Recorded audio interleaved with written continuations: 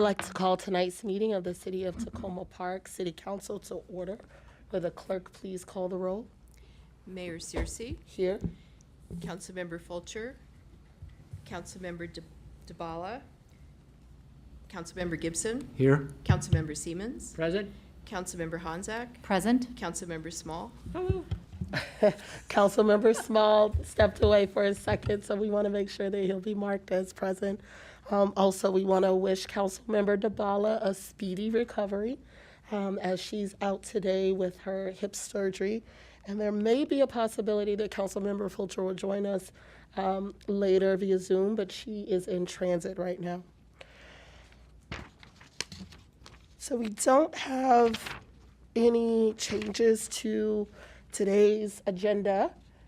Councilmember Small, we got you as here. Today we'll have two proclamations for the record. Proclamation recognizing Arbor Day, as well as a proclamation recognizing Earth Day. We will have a public hearing today on the FY 2025 recommended budget. We'll also have a voting session today. There's the consent agenda. The first item, resolution authorizing the city manager to execute Maryland Department of Housing and Community Development National Capital Strategic Economic Development Fund, or NED, grant documents for multifamily building improvements. And the second item is a resolution authorizing the city manager to execute Maryland Department of Housing and Community Development National Capital Strategic Economic Development Fund, or NED, grant documents for Richardson School of Music. The other voting item today is a single reading ordinance authorizing agreement for renewal of SADA or SADA Systems Google Workspace. We also have we're continuing our budget presentations. The first is Public Works, followed by our stormwater budget, and then we will have our police budget. In terms of upcoming agendas, make sure.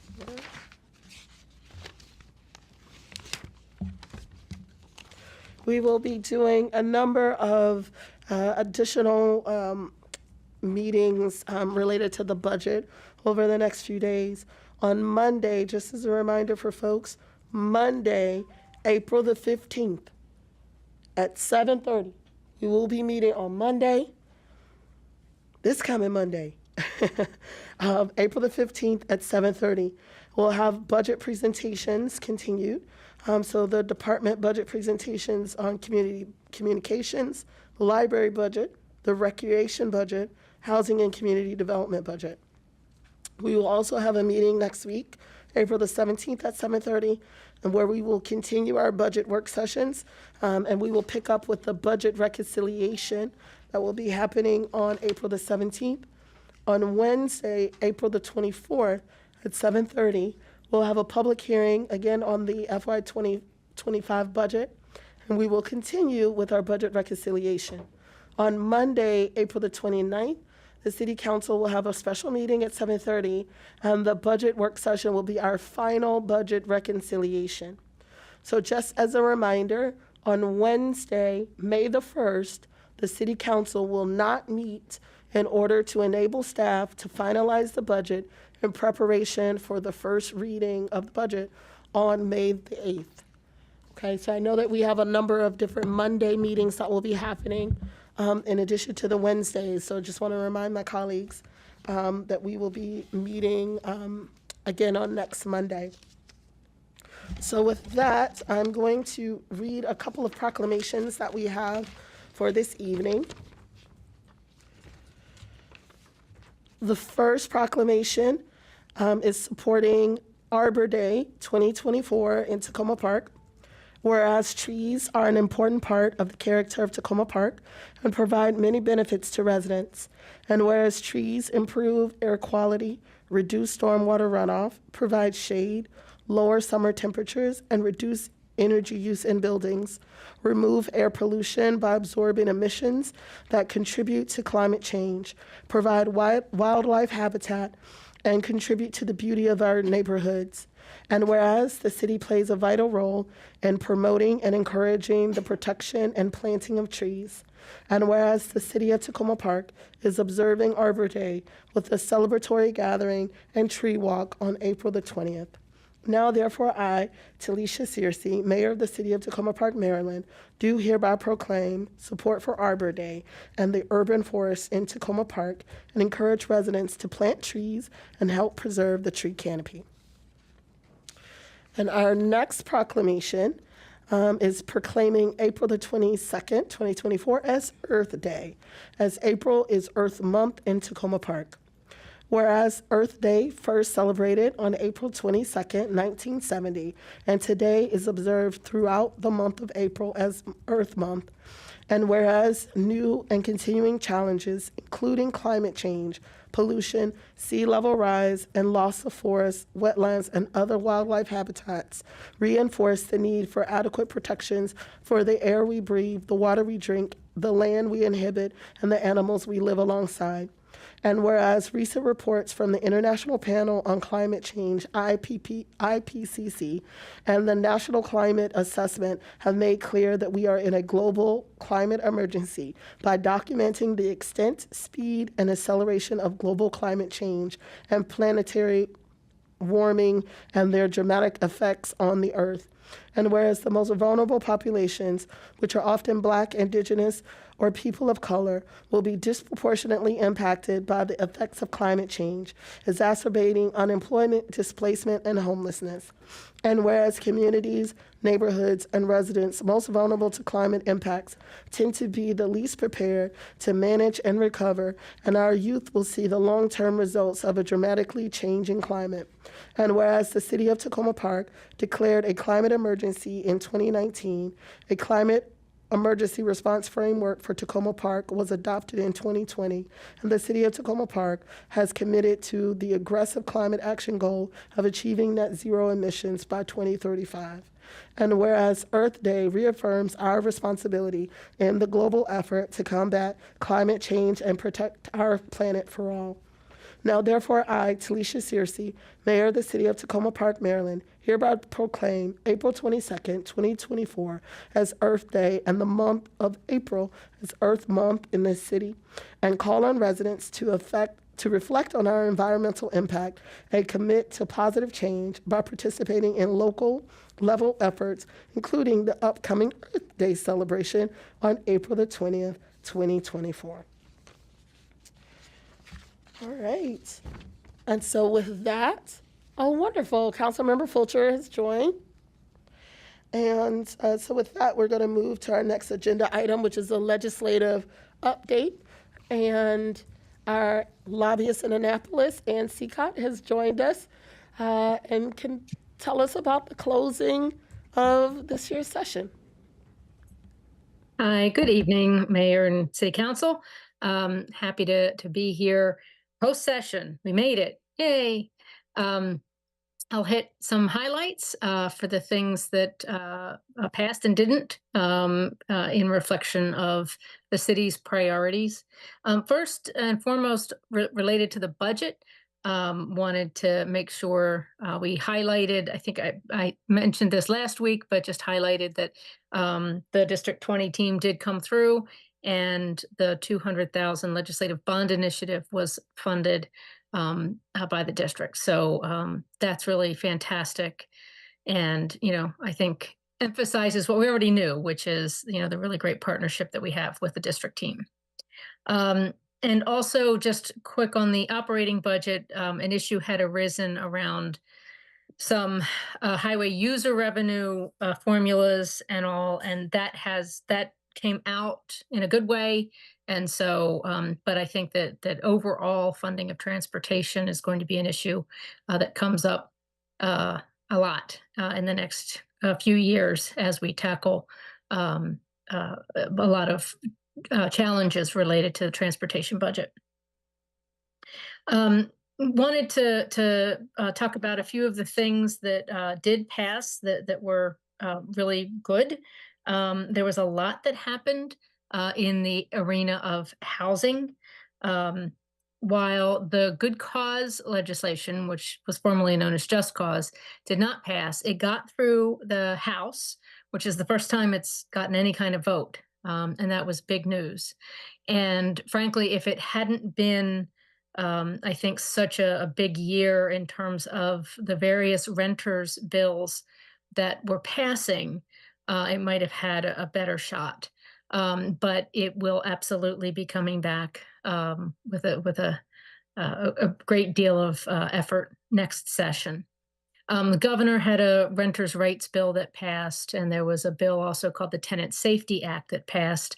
That folks from District 20, tenants in District 20, had a big influence with Senator Will Smith in getting that bill through late in the session. So we're very happy for that. Related to traffic and public safety in that realm, we did not get any significant state highway administration bills through this session. There were a couple of bills I know that do matter to the council. A noise abatement monitoring system pilot passed, as well as a bill related to trying to crack down on street racing. So there were some good things there. The Melanie Diaz Fire Safety Act did pass. And so that a lot of work went into that from the District 20 team to make that happen. On the environmental side, it was overall, I think, a very good year. There was some concern with some last minute changes to the budget that I think a lot of environmental advocates are concerned will undermine some of the climate solutions progress to be made in terms of some funding. But the governor did put $90 million in the budget to reduce emissions in the areas of transportation and buildings and building efficiency. And there was a decent amount of effort, I think, in some of the energy efficiency areas as well. There was success with one of the renters tax credits. The city waited on a few, and one of them that did pass is the one that relates to the asset calculation, providing some parity for the homeowners tax credit and the renters tax credit. And then when it comes to our immigrant neighbors, a couple of bills passed. One is called Access to Care, which will allow people, regardless of immigration status, to be able to purchase health insurance through the Maryland Health Benefit Exchange. And then there was also this little bill that I think kind of snuck in that will create a language access pilot program for behavioral health services. So jurisdictions can apply, and I think it's limited to 3, but 3 jurisdictions will get some funding to be able to help with language access for mental health and substance use services. That's the high level review. Happy to answer any other questions or take notes and do some research and get back to you, because there was a lot that happened this session. Yes, for sure. Thank you so much. First, and I just want to say thank you. When you went down the list of all of the bills that passed, and many of them we wrote letters or testified in support of. So I'm just really grateful for colleagues on council that wrote letters and helped to craft materials, or who went down to Annapolis to testify on these bills, because we're seeing firsthand the fruits of that labor. So thank you so much for all of your hard work on this. Councilmember Small. Thank you, Mayor. I appreciate it. Obviously, Ann, it's always nice to speak with you. It's been a relatively long time since I've had that opportunity. But I did want to note that somewhere in the, the patchwork quilt of legislative victories that we do have, there was sort of an emphasis on juvenile justice and some of the things about interacting with young people that we were sort of following. and I'm curious about where that ended up and what sort of levers should be placed on that moving forward. Well, there was, there were very many bills related to juvenile justice, and one significant one passed, which was, trying to address some of both the real and perceived juvenile justice issues that communities are experiencing. I will admit to not knowing all of the details of what the final version of the bill does. I know the one thing that's gotten a lot of press is around lowering the age of to 10, the age of children who can be arrested and charged with certain crimes. So, but there was, there was, I think, it started with very broad proposals. I think ended up being a little more narrow. But I think while some in the law enforcement community were very grateful to be able to get some of these policy changes, I think some in the youth justice advocacy community were not pleased. So I don't think this is going away. There was certainly no easy fix past this session. And I think it is yet to be seen what kinds of investments or the investments that are happening in terms of youth services, how that will pan out. One of the bills that passed pulls the Governor's Office of Children out of the Governor's Office on Crime Control and Prevention. And people, I think, are very pleased with that. And there's an investment of I think $15 million is where the budget ended on that to provide support services to youth. So I think that it's a mix of some of the policy changes that happened and hopefully some investment in services over the course of the next year. And I guess I appreciate that answer.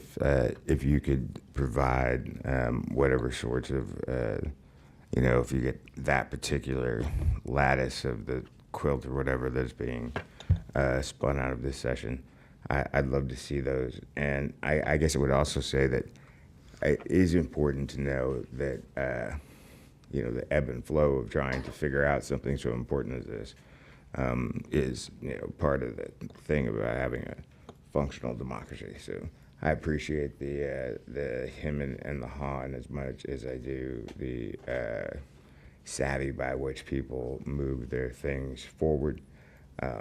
And if we had to him and ha now, that's the other part of it. So thank you. Thank you, Councilmember Small. Councilmember Gibson. Yes, and I apologize. I was having some technical difficulties. You led off talking about a partnership with the district team. Could you just remind me what that very first point was that you shared with us? Sure. The request that was made for the community center renovations, Okay. The $200,000 legislative bond initiative that was funded. That's what I was referencing. Thank you very much. Wonderful. Well, again, thank you, Ann, so much.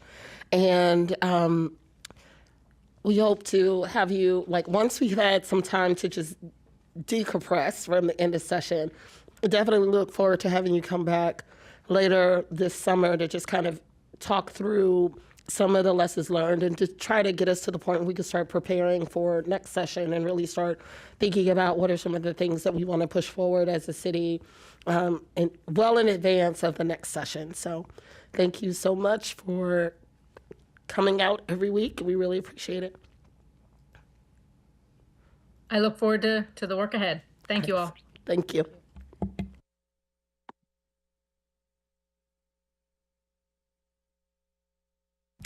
Now we're going to move on to our public hearing for the FY 2025 recommended budget.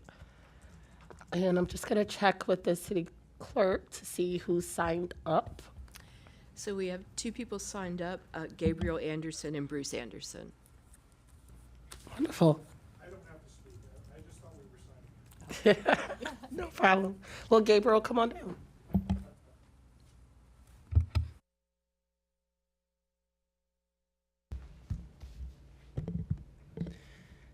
Hello, My name is Gabriel Anderson, and I am a resident of Ward 4. I am a Life Scout from Troop 33, and I'm here to talk about my proposed Eagle Scout project. I recently met with staff from the Public Works Department to discuss potential project ideas, and a project was identified. The location and an image of the current trail is on a paper I believe some of you have. An old wooden staircase leads from the parking lot across the Public Works Department to the field between Tacoma Park Middle School and Piney Branch Elementary School. After it rains, the old path becomes slippery and a stream leaves the trail muddy. Many members of the community use the trail, and for some, it is even their route to school. To improve the safety of the trail, I'm requesting $2,000 in the budget for next year for the cost of lumber and other supplies. I hope to complete the project between May and August of this year in one weekend from start to finish. Thank you for your time. Point of order. Mayor, so are you saying then that you would like the money to be able to do the project yourself in a weekend as opposed to like adding it to like the budget as it goes through the budget? Yes. Okay. There's some other steps around near other places that need grip tape and stuff like that. If you want to talk, we can do that too.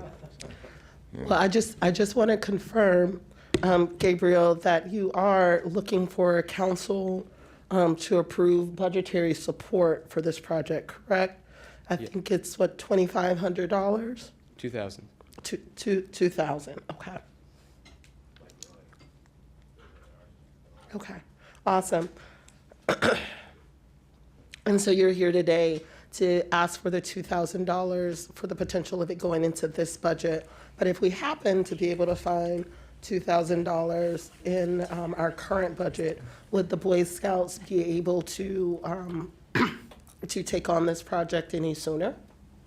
Yes. Okay, perfect. Mayor, Thank you. if I may, since we've been discussing this. Yes.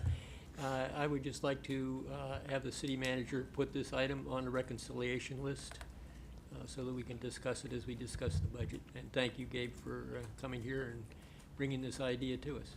Appreciate it. Thank you very much. Thank you. I had a question. I'm so sorry. Sorry, Councilmember Gibson. I'm so sorry. I'm over Go here, no, ahead. no problem. Just You're forget off about on an island by yourself. Oh, we're here. One of the things that I've stressed since I've been on the council, 14, 16 months, is the value of measuring what you do. And one of the questions I had is how many folks, do you have any idea how many folks use that trail? I don't have an exact number, but every time I've been there to look at the project, I've seen kids playing around the area, and I know that many people take it because to go to school because it's between Tacoma Park Middle School and Piney Branch Elementary. So you could say hundreds of people over a week or something. Anyhow, just Yeah. a way of measuring your impact. But good luck with this. Thank you. Just jump in. All right, don't steal his thunder. Many city employees use it as a shortcut from Public Works to this site. Well, that's more important. Awesome. Thank you very much. Do we have another speaker today? No. Okay. And non-virtual, correct? No virtual commenters? No, but there may be people in the room who want to comment for public hearing who haven't signed up. Wonderful. Do we have anyone who would like to speak on the FY 2025 budget as part of the public hearing that did not sign up? All right, Mr. Huebner, Well, I didn't sign up, but come on down. now, good time, thank you.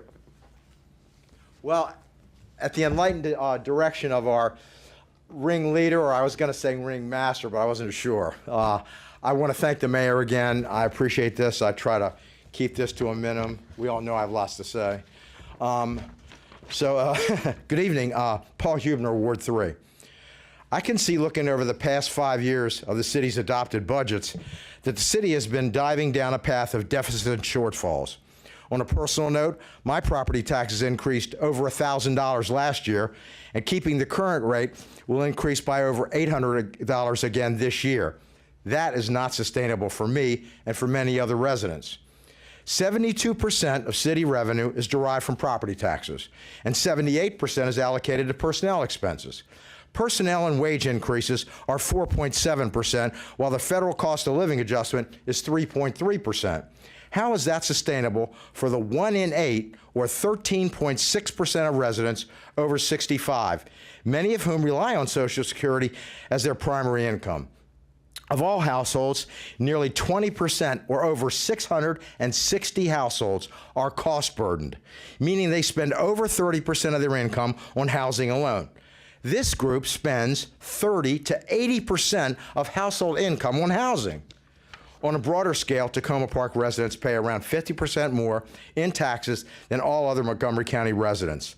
I assert that we do not have a revenue problem, we have an expenditure problem. With projected revenue over $30 million and 178 employees, it is time for a more realistic reconciliation. Are staffing levels appropriate? When will you evaluate the metrics that will reveal whether services are being effectively delivered for costs and outcomes? Even as most residents would likely share my support of a living wage for our rank and file workforce, what is the rationale for giving the same percent wage increases to our upper level directors, department heads, and supervisors, a practice that is not followed in the county or other governmental institutions? I come before you now with 3 suggested courses of action I hope you will seriously consider as ways to relieve the enormous tax burden on so many of our homeowners and even renters who pay higher rents as property taxes increase. Regarding cutting expenditure or transfers, you could transfer police dispatch to the county, as is done in other jurisdictions. If you add the number of detectives to the 40 officers in operations, we have 51 total police officers. Rockville has 52 for a population of just under 67,000, or nearly 4 times ours. Yet we are told more money is needed for cars, for officers, for incentives, and for bonuses. You could also consolidate the multiple communication departments, and city staff should research and report back on renting or leasing vehicles and equipment and be required to keep accurate records on usage and disposal. We could also use a payroll service like ADP or Paychex, and we should subcontract the speed camera operation, creating revenue instead of costs. A second approach is to increase revenue. The city should consider a tax on developers, many of whom are driving up prices, building McMansions, and running away with the profits. I'm sure we've all seen a dumpster on every 3rd block.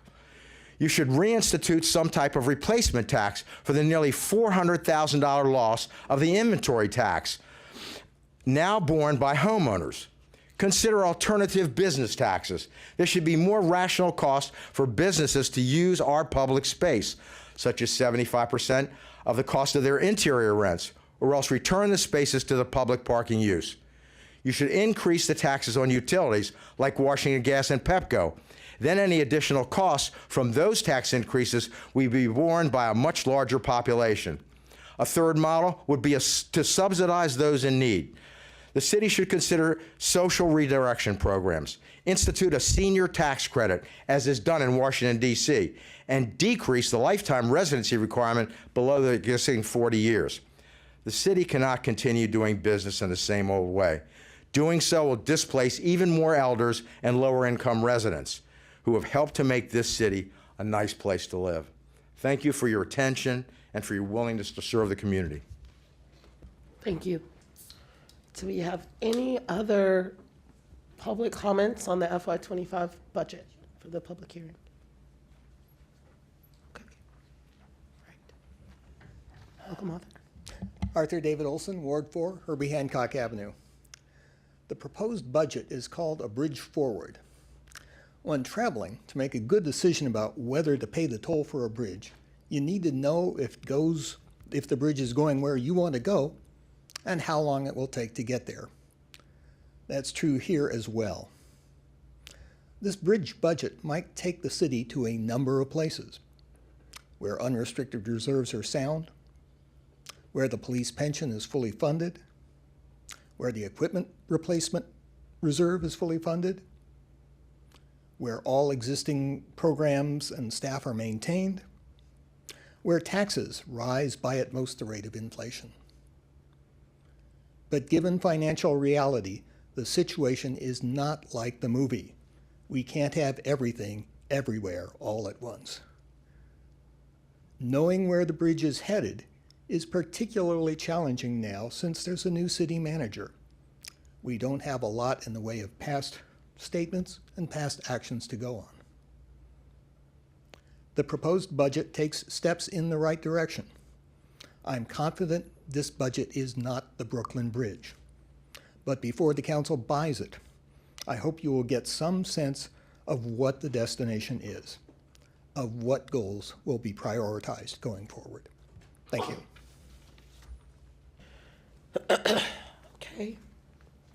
Right, so I don't think we have any other public comments on the FY '25 recommended budget.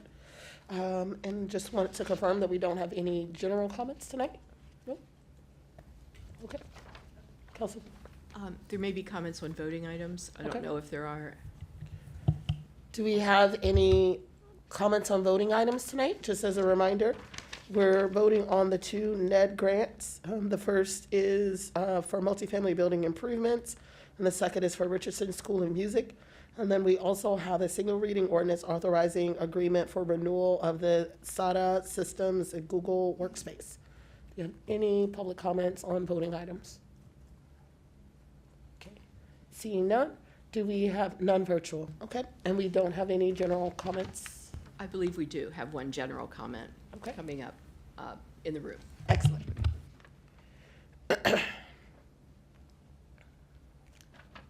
Still Arthur David Olson, still Ward 4, still Herbie Hancock Avenue. Full disclosure, I live in a Montgomery Housing Partnership building in the minor master plan area. For a change, I have great news. A past city council identified a way to prevent displacement and actually implemented it. I refer, of course, to Dorothy's Woods. After learning that it was a red fox habitat, the city spent several $100,000 to take ownership. The city manager was authorized to, quote, execute covenants running with the land to preserve the property as undeveloped, wooded public open space, and to arrange for the recording of such covenants in the land records of Montgomery County, Maryland. The land at the abandoned hospital site is valued at more than $12 million. I doubt that the city can afford to buy that property or others in the minor master plan area. What the city may be able to do is to pay owners to place covenants on their properties designed to avoid displacement. The city's housing fund might be used for such payments. And as was the case with Dorothy's Woods, folks might be invited to make contributions toward the payments. This may well be a case where an ounce of prevention is worth a pound of cure. Even if this particular approach seems unworkable, I hope the council will ensure that the city's housing fund can be used for displacement preventing measures and will consider whether there is adequate funding in whatever form seems best for such measures. Having mentioned Dorothy's Woods, I note that there is not yet a city-installed sign there, and according to staff, there is no current plan to install one. There is signage at the city's similar Circle Woods site. I hope the council will add funding for a sign to this year's budget as a way of honoring Dorothy Barnes. Thank you. Thank you very much. Do you have any other general public comments this evening? Any virtual general public comments? Excellent. We're going to move on to council comments. Councilmember Gibson, you're up. Thank you. Well, as a neighbor of Dorothy's Woods, I welcome the sign. That's interesting suggestion, and thank you, David. Also want to thank Paul Hubner for his comments, or both gentlemen in terms of their comments about the budget. I do think we have some questions to answer looking forward where we're going. And in terms of where we're going, Ward 3 is going to have a budget meeting this Sunday, April 14th from 2 to 3:30 at Historic Tacoma. building on Carroll Avenue. So I welcome all Ward 3 residents to come to learn, to share, and as necessary to advocate for what the ward wants. And lastly, I just want to make a comment that to hold up the quality of life grants, which have just opened for the next month, and so I think more will be shared about those grants and the application processes. Thank you. Thank you, Councilmember Gibson. Councilmember Small. Thank you, Mayor. I appreciate it. I would like to say hello and welcome back to the people in the audience and digital audience days.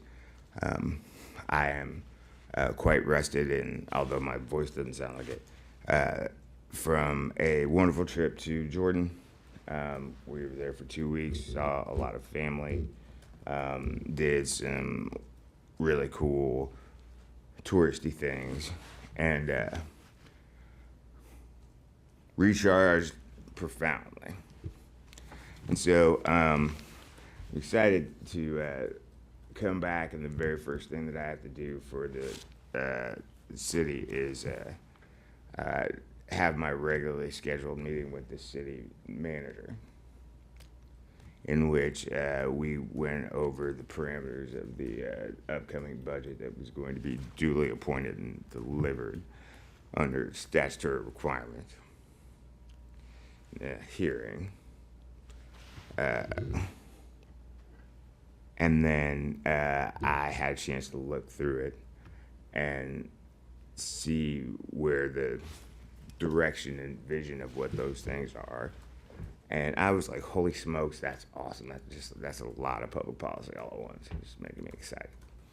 And so I picked up a book that was not a poet book to come today in case something were to be hanky or anything. So I'm going to read from a book by Howard Thurman, who was one of the people who was one of the metaphysical leading lights of a lot of the civil rights movement pioneers at university and in chapel. So in under a minute, hopefully I'll get at least one of these paragraphs in. It's called Human Endurance. It says, there often seems to be a clearly defined limit to human endurance. Everyone has had the experience of exhaustion. You cannot get to bed if you are sure that you will go to sleep standing. Then something happens. It may be that a friend come by to see you, a friend whose path has not crossed yours in several years. It may be that there are tidings of good news or tragedy. At any rate, something happens in you, the result of which you are awake, recovered, even excited. A few minutes before, the weariness was closing in like a dense fog, but now it is gone. So, the simple fact of reviving human endurance opens a great vista for living. It cannot be that what is possible to the body and nervous system by way of tapping the individual resource on demand is denied in the spirit. The spirit in a man is not easily vanquished. It is fragile and tough. You may fail again and again and again, and yet something will not let you give up. Something that keeps you from accepting no as a final answer. And it is this quality that makes for the survival of values when the circumstances of one's life are the most against decency, goodness, and right. Thank you. Thank you, Councilmember Small. Do we have any other council comments? Councilmember Honzak. That was really moving. I hate to follow that. Thank you for sharing that with us, Councilmember Small. I just wanted to say thank you to all the speakers tonight, and particularly to Gabriel Anderson, who's no longer with us, but maybe he'll see our gratitude. I had the pleasure of working with a few of the Eagle Scout candidates with Troop 33, and I'm really delighted to see him have the courage to come out today and make this request. Happy Eid to those who are celebrating Eid tonight. I saw many people down in the park barbecuing and enjoying the beautiful day. The flower meeting that we had on Sunday went really well. I'm still eager to see more folks come out and learn about the budget. It was such a pretty day. I think it was hard to compete. But I wanted to also re-announce the Youth Diversity and Inclusion sticker competition that the neighborhood has put together with help from the Discover Long Branch and the Purple Line Transit Authority that's given a grant to our community. So if young people between the ages of 5 and 17 are interested in entering a sticker design, you just send it to hpcwellnessmarketing@gmail.com, and we'll be putting all the entries up on the outside of the business complex at Flower and Erie on June 1st for the Flower Avenue Together block party. And I just want to thank the city staff and the partners in the June 1st Planning Committee and community members for working with us on planning that event, as well as the Juneteenth event, which I think are both really exciting events as we move forward in our city. This Tuesday, April 16th, from 7 to 8:30, I'll have my monthly Ward 5 Zoom meeting. I hope that we'll see plenty of turnout. I do plan to focus on the city budget discussions during that meeting, so please join me. And then lastly, I just wanted to say I'm very, very excited to see all of the signage around the city about the Earth Day celebration in Tacoma Park in multiple language, I might add, and on paper and banners. I think it's really visible. I've rarely seen anything advertised so thoroughly across our neighborhood, and it's really beautiful to see in all the different languages and in the places where I don't typically always see that signage. So thank you, city staff, and particularly the new staff member, Dorothy Estrada, from who's our sustainability manager. And I hope that folks will go from our Earth Day celebration down in Sligo Creek up to Long Branch, because they have coordinated themselves, I think for the first time, or I don't know, I won't speak out of turn, but I know it hasn't happened in a while. They're very well coordinated, so you can go to both events, and then you can head on up Flower Avenue from 3 to 5 to the Long Branch Earth Day celebration as well. And the very next day, there will be a Weed Warrior pulling community event in Long Branch, String Valley, between Piney Branch and Carroll Avenue, if folks want to sign up. So, thank you. Awesome. Well, I'm going to keep it brief, primarily because my vocal cords won't let me talk too long. But I just want to again thank Washington Adventist University and their alumni group for inviting me to speak this weekend at their 120th alumni anniversary. So it was a really wonderful event. I got a chance to meet people who lived in this community. It was awesome to see multiple generations of Washington Adventist University alumni who have such a fondness for the city of Tacoma Park. One student told me, and I met her parents, they met in Tacoma Park at Washington Adventist University, and she went and her brother went. So it was a really, really great experience. And so I'm very grateful to WAU for inviting me to speak at that event. I will be at the Co-op on Sunday, speaking at their Earth Day event. So the Earth Day event, if I can make sure I pull up everything properly. There's on the 14th, and I'm triple checking because I'm like, wait a minute. So it is Earth Day 2024, Power to the Planet, at the TPSS Co-op on April the 14th from 11 to 3 p.m. So do want to encourage folks to come out and check out the Tacoma Park Co-op, Silver Spring Co-op's Earth Day event. And so I'm excited to be invited to speak to the group this Sunday. And with that, I'll turn things over to our city manager, Mr. DeSpirito. Thank you, Madam Mayor. I was going to ask if Councilmember Fulcher was able to, or not. No, she doesn't have, I don't think she has any comments. She doesn't want to speak because of her internet connection, so. Understood. I just want to make sure we were considering that, and I'm sure you were. Thank you. Okay. From the Housing and Community Development Department, The new Community Quality of Life Grants Cycle opened today. Nonprofit organizations serving residents at Tacoma Park are encouraged to apply for funding to support arts, STEM, or STEAM programs that will take place between July 1st, 2024 and June 30th, 2025. That's our next fiscal year. Awards will range from $5,000 to $10,000 with a total of $50,000 available in the grant pool. Applications are due May 10th. A link will be posted in tomorrow's City Manager's comments on the city website. Human Resources.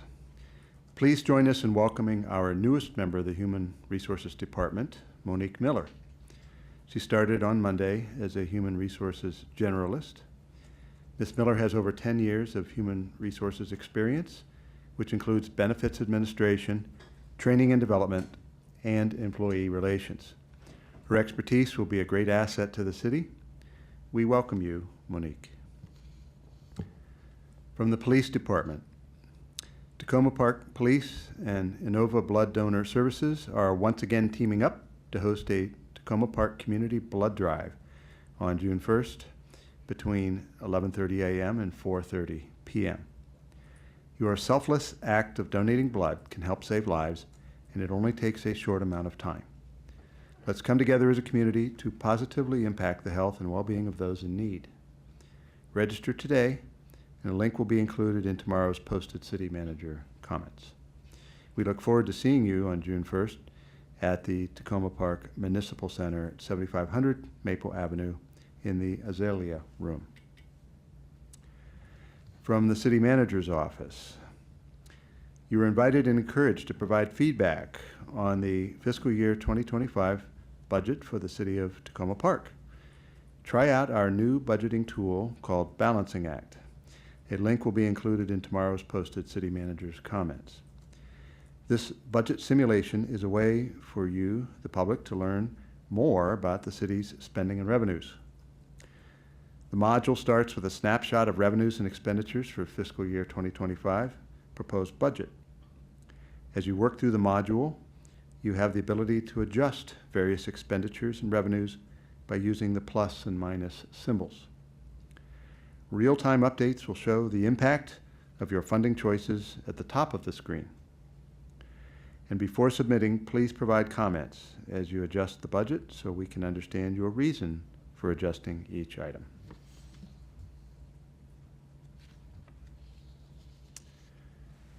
And finally, a shout out from Communications Department. A big thanks and sincere shout out to the incredible team at City TV, Alvaro, John, Bien, and Dylan, along with all the dedicated part-timers that serve us. City TV isn't just a city services department, it's an example of unity and belonging in our community. Through their lenses and voices, they capture and amplify the rich tapestry of our community, showcasing its culture and diversity. From council to public safety meetings, from departmental initiatives to community projects, City TV's commitment to storytelling is unmatched. They venture into the heart of our neighborhoods and businesses, bringing their knowledge, talent, and respect in order to weave narratives that inspire and bring us closer together.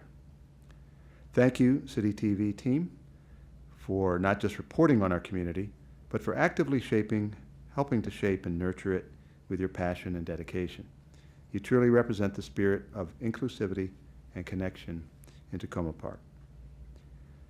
That concludes my report this evening. Happy to answer any questions that you may have. Thank you. Great, thank you.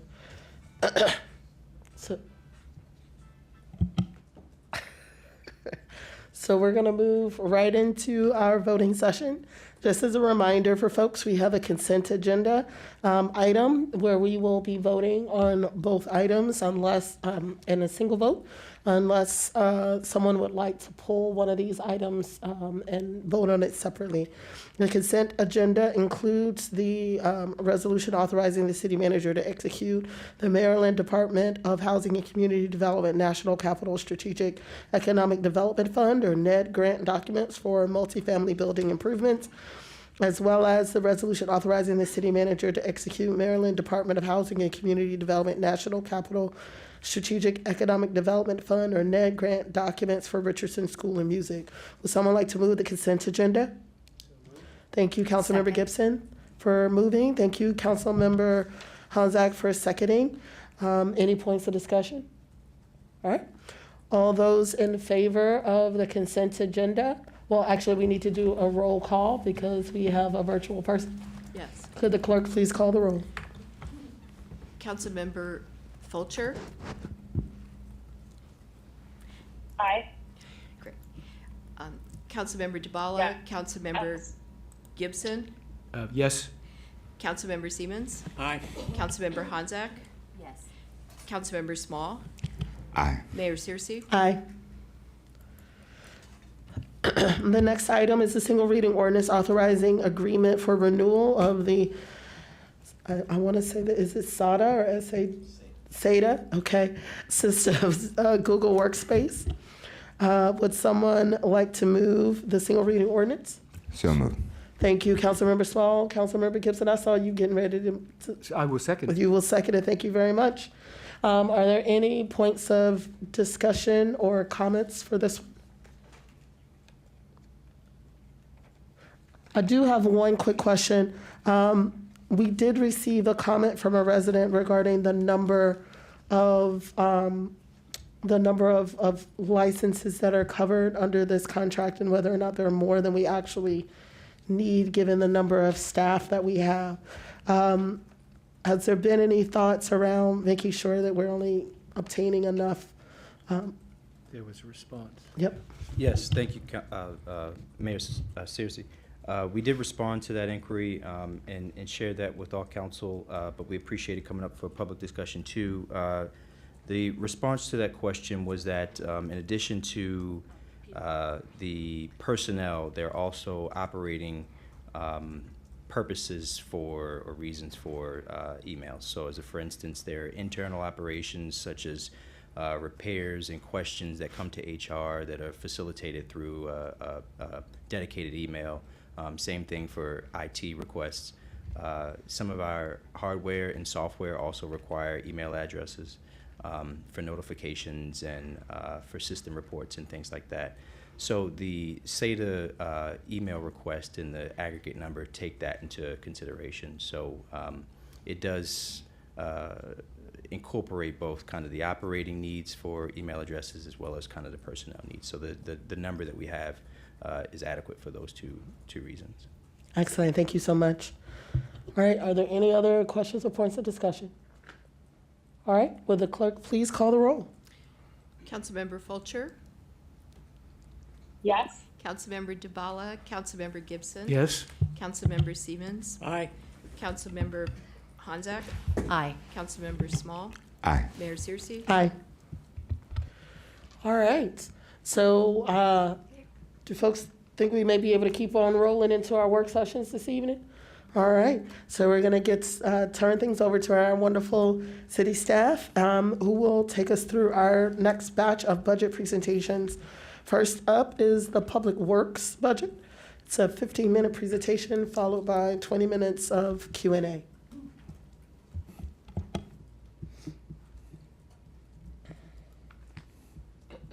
Sean.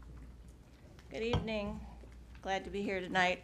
Appreciate you all taking the time to work through this so diligently. I will do my best at meeting that 15-minute mark, and to that end, let's get started. I think we're all clear about the Public Works mission. Our 9 divisions provide for the maintenance of city-owned roads, buildings, stormwater management facilities, gardens, parks, vehicles, and equipment. Additionally, we provide for solid waste collection for single-family homes and small apartment buildings throughout the city. And we also house the sustainability division, which oversees the environmental sustainability for this city. I wanted to break down each of our divisions just briefly to get a clearer picture of the type of work that's done within those divisions. Our administration office is a staff of 3. It is the public interface and provides the point of service requests, and also performs those administrative functions such as payroll, accident claims, and purchasing.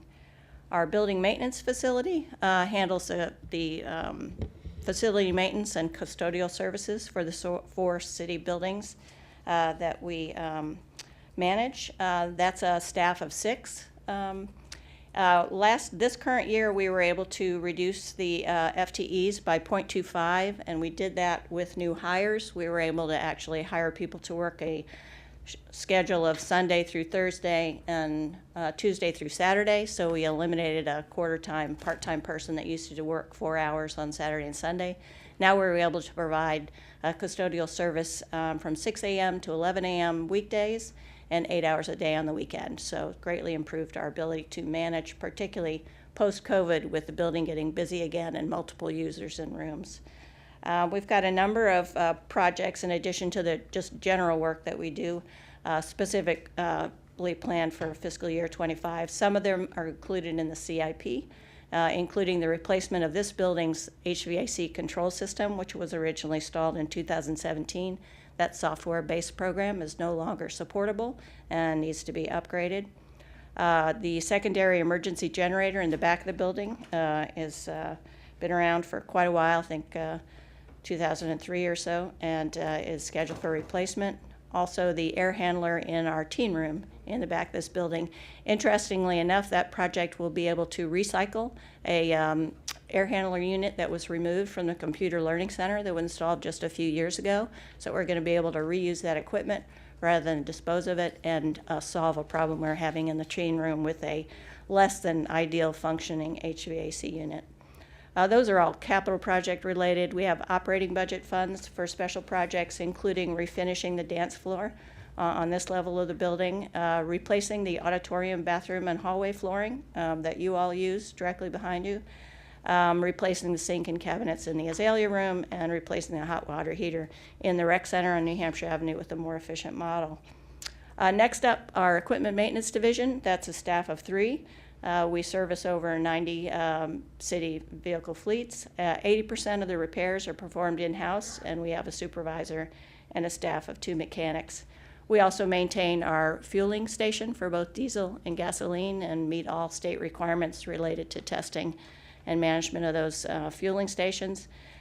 And our vehicle maintenance supervisor is particularly keyed in on tracking vehicle condition, repair cost, and reviews, and as vehicles are getting scheduled for replacement, pays special attention to efficiency and alternative fuel options. Our right-of-way division, it's got a full-time equivalent of 8.11.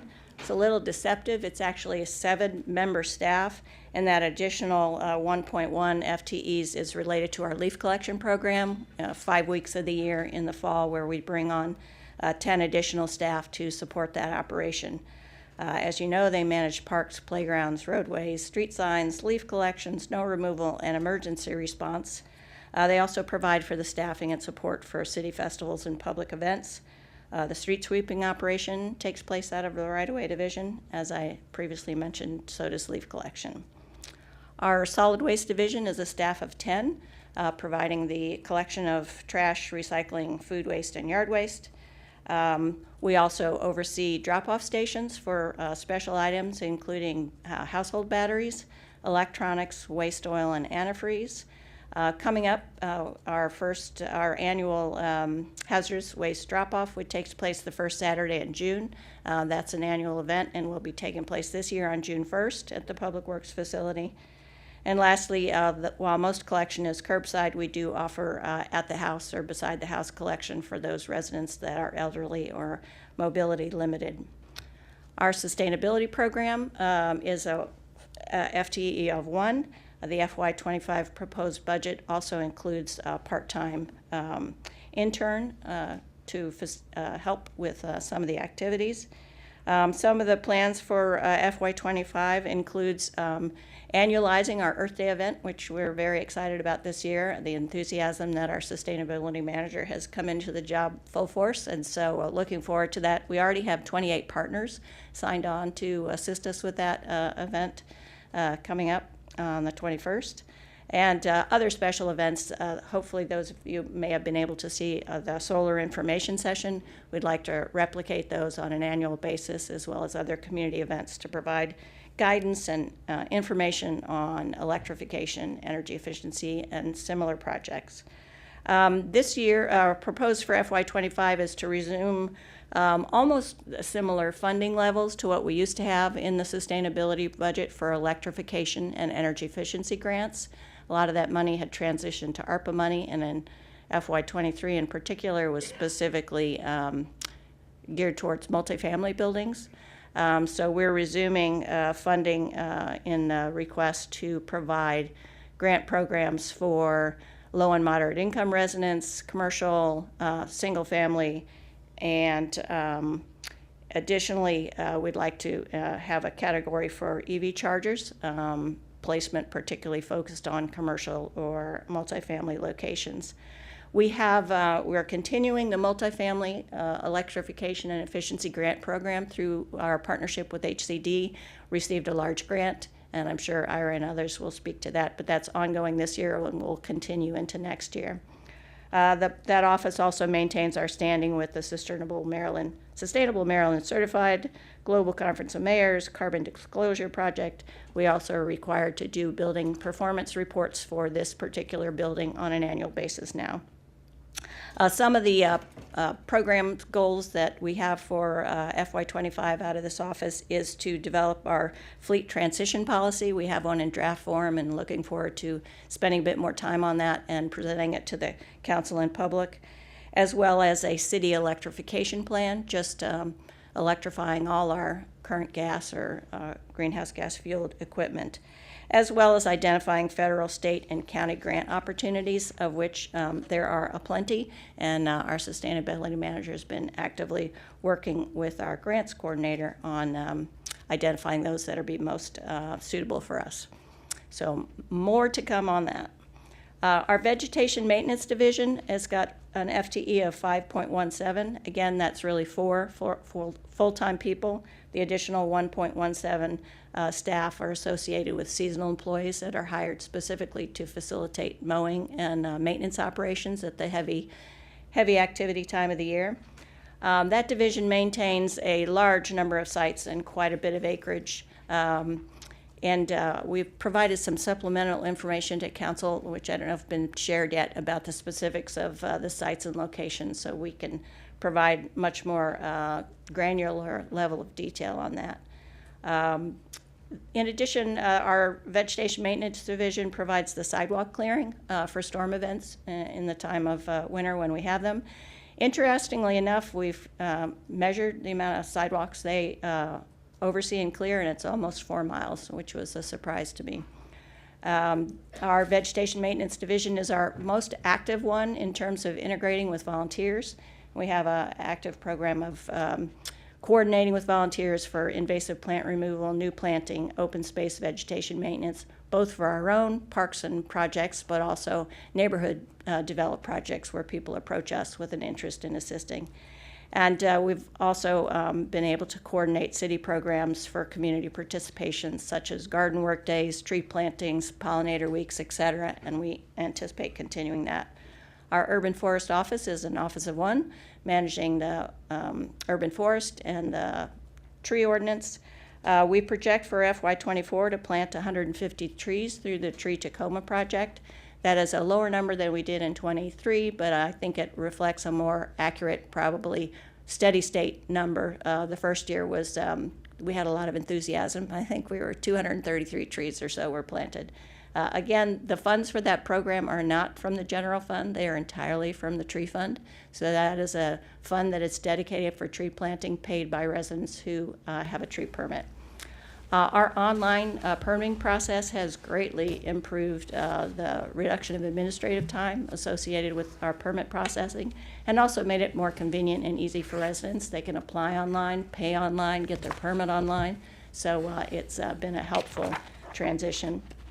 And lastly, our engineering office has 1.25 FTEs. That's a half of our city engineer and 3/4 of our construction manager. They oversee the street restoration, traffic calming, sidewalk improvement programs. In the past, that's included both design and construction, but we'll be transitioning to a more construction-focused with some of the new programs that are being proposed for FY25. We also process permits for driveway aprons, dumpsters, and work in the right-of-way, coordinate with utilities, and provide city engineering support to other city departments.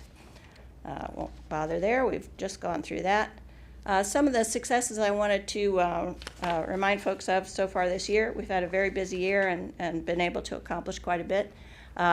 Internally, we've onboarded our OpenGov work order management system, which has been a really helpful tool by which we are going to assign, schedule service requests, and enables our staff to update directly in the field through a phone-based app. And more importantly, and I think to some communities' interest, we'll actually have data, hard data that we'll be able to provide at the end of the year as to the actual amount of work we do in various areas, how many widgets of this or that.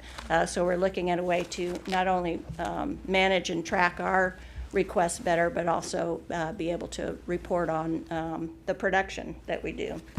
We've had several successful grants for invasive plant management and native planting. Circle Woods spanned 2 years, 23 and 24. And the Stuart Armstrong Pollinator Garden was this year's grant. Those grants both were received through the PEPCO Sustainable Maryland Certified Committee of $10,000 each. And then in addition, we got some additional $5,000 for the Armstrong project through the county. We've done a lot of work in greening the fleet within Public Works. We have purchased the an EV for our administrative vehicle. We now have a battery-powered aerial lift, which was previously gas-powered. We have our first hybrid pickup truck that's been in use. We have the EV mower, and we've transitioned to an all-battery for our turf management. So all the equipment we're using within our mowing and turf management is battery-powered. And we've recently purchased a battery power pack to replace a gas power generator. It is not as powerful as our Honda generators, but we'll be unveiling it at the upcoming Earth Day event to provide a non-gas fueled electric source. So we're looking forward to using that as an alternative. We've completed a field restoration at Bell Ziegler Park.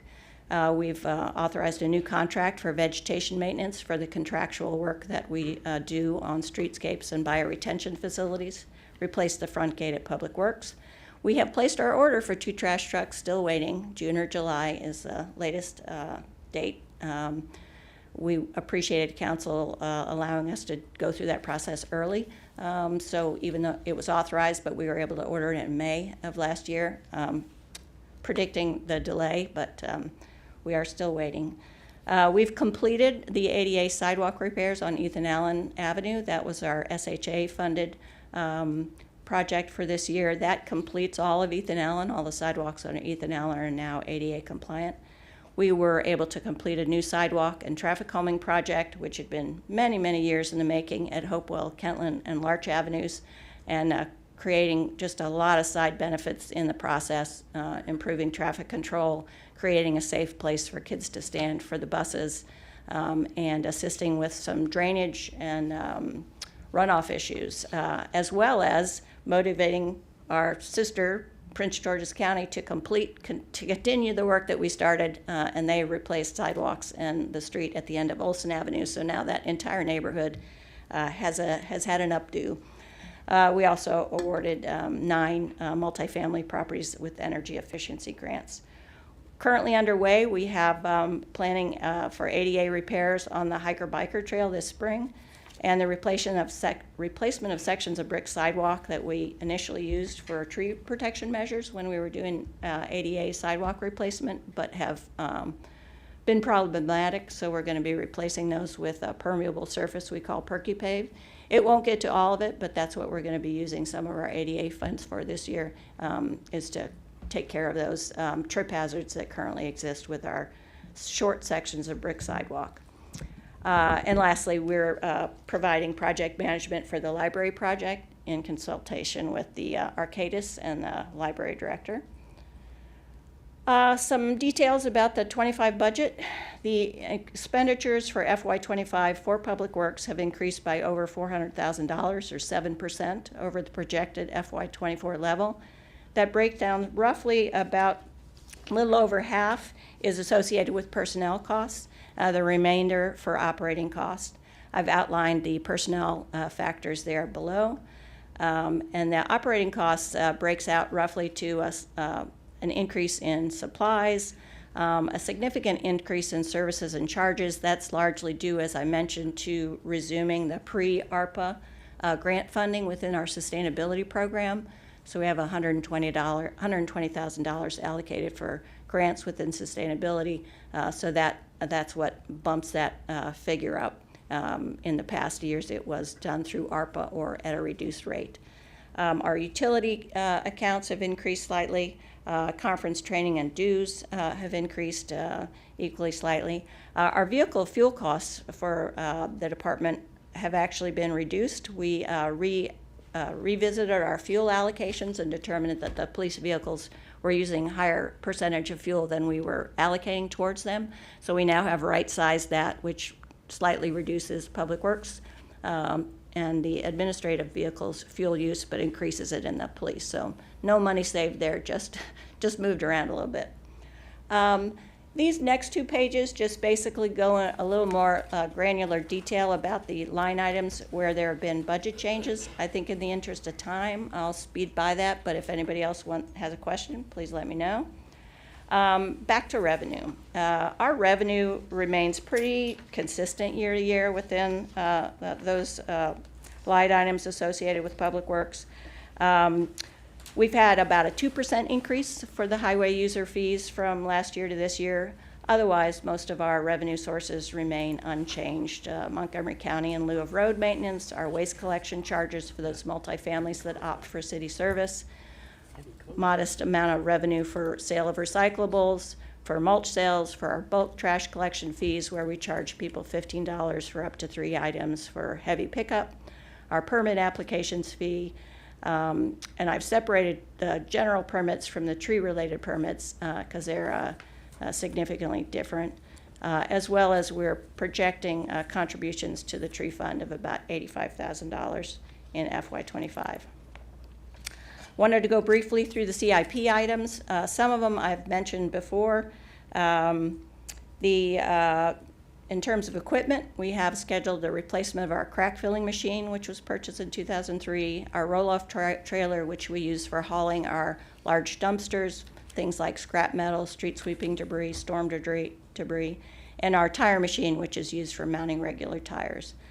In the infrastructure side of things, we have several funding categories. The ADA compliance on city sidewalks. The funding proposed for FY25 is $100,000, which is a slight reduction in what was funded this year. To note, the source of the funds in FY25 is going to be the speed camera or red light camera fund. And to date, we've completed about 86% of the city's sidewalk compliance work. We will continue on and knock out those last 14% based on funding. The ADA compliance repairs to state sidewalks, there are no funds allocated in FY25 for that program. For new sidewalk and design and construction, previously it was combined with traffic calming, so we had a pot of money for new sidewalks and traffic calming. In working with the city manager, we decided to separate those two to create a bit of clarity about what was funded for each of those buckets. So for the new sidewalk design and construction, we have an allocation of $300,000, which is an increase over last year. And it has $200,000 associated with ARPA and $100,000 from the general fund. I want to note that although I've mentioned we're in this transition with the new administrative regulations and the traffic planner, the funding in the budget for 25 in this category is really identified for projects that are already in the queue or have been designed and developed. So specifically, that means Belford Place sidewalk, which has gone through entirely final design and community approval. as well as we're currently in design for Chestnut Avenue, Darwin Avenue, Hodges Lane, and we recently received a request for a sidewalk on 13th Avenue near the Hillwood Manor playground. That funding level in FY25 will enable us to complete the Belford sidewalk and the design of the other sidewalks likely, but will not enable us to construct all those sidewalks. Probably just one or two, depending on the complexity of the sidewalk once it's developed. The second phase of that, now the separated traffic calming and pedestrian safety, that's a new category. There's $100,000 allocated for that. Again, it's a speed camera, red light camera funded item. And we have received a number of projects that we know are already of interest. New Hampshire Gardens, Hillwood Manor, Lower Flower Avenue, and Lincoln Avenue. So the work there will be coordinated and developed with the new traffic planner as well as the administrative regulation process. The planning office probably has a bit more to say about that when their budget discussion comes up. We have a standing $20,000 for streetlight upgrades, which just enables us to ask PEPCO to add streetlights in areas when we get requests. Our street rehabilitation fund, that's actually an increase over FY24. The 24 budget had $250,000. You may recall our policy is to fund $500,000 per year in order to maintain roadways in fair or better condition with an expected 20-year life cycle. The 25 budget has $425 allocated from ARPA and $100,000 from the general fund. We again have some supplemental information that we've provided to share with council about our street restoration program so far, a map that shows the past 20 years of work as well as the expenditures annually towards that. I've already mentioned the HVAC emergency generator and air handler. I'll skip on by that. In regard to tying into council priority items, the work of the department most closely tracks with the environmental sustainable community, the engaged, responsive, service-oriented government, and the community development for an improved and equitable quality of life. A reflection on a bit of the emerging issues and challenges. First and foremost, I have to say that the department is made up of the staff and the people we employ, and we have an excellent department, and I'm really honored to work with my coworkers day in, day out. They do really hard work, are very dedicated, and are very proud and happy to be working with the city of Tacoma Park. So hats off to them, because none of this work would be possible without those that I work with. That said, we do have some difficulty hiring vacant positions and delays. Some of it, as you've heard across the country, those technical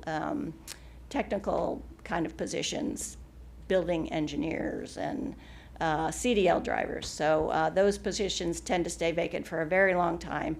We're working to try to fill them. We still have, I think, currently 2 vacant positions that we're actively pursuing. Also said, staff capacity is a concern.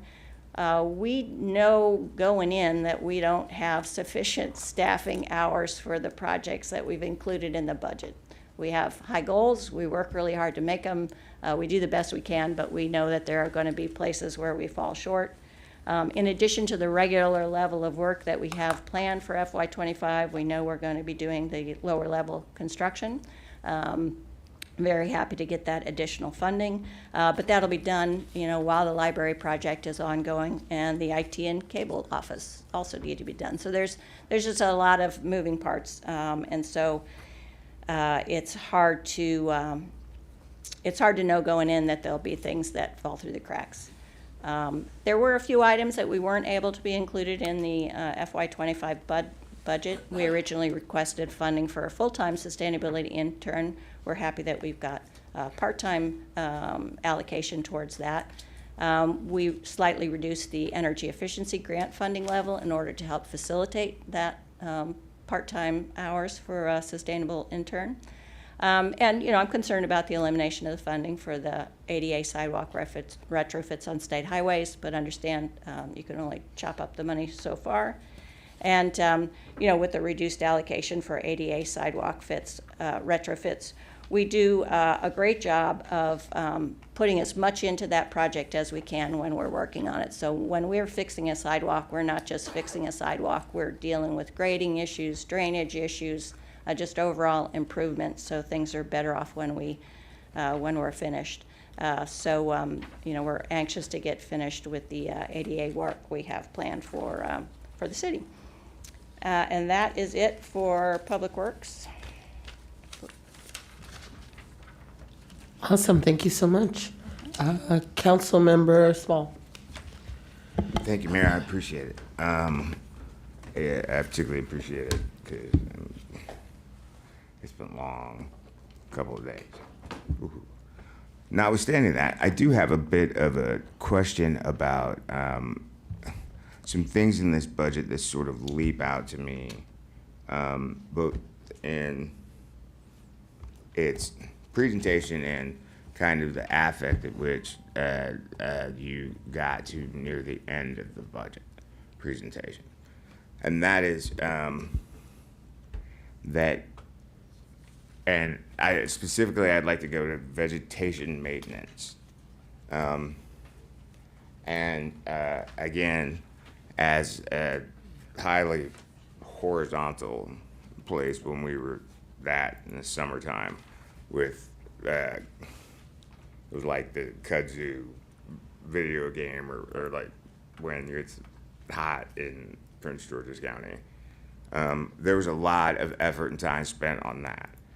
And so I do know about the sheer like backbreaking effort that is associated with it.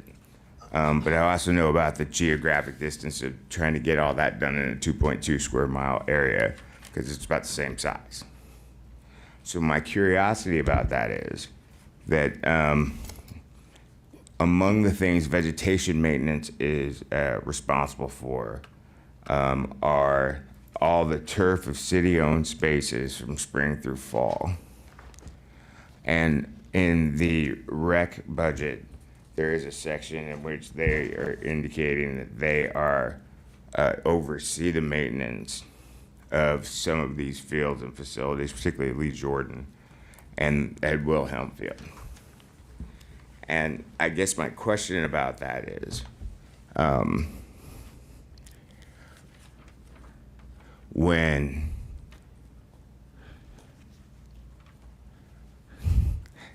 my son watches so many animes, and there's all these anime maxims that I could think about how, like, if you're always on guard, then, like, you're going to throw knives at people or something.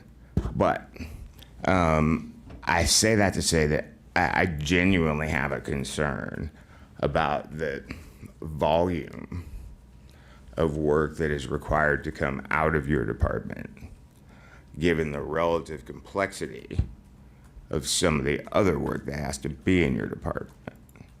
And it's not that either one of them has more weight or gravitas, but that materially, if you're going to be in a situation where you could make it more horizontal and more immediate, then people who are genuinely in probably the highest volume overwork department that's not in a full-on uniform, because that always happens, there may be opportunity there for, I would argue, maybe even,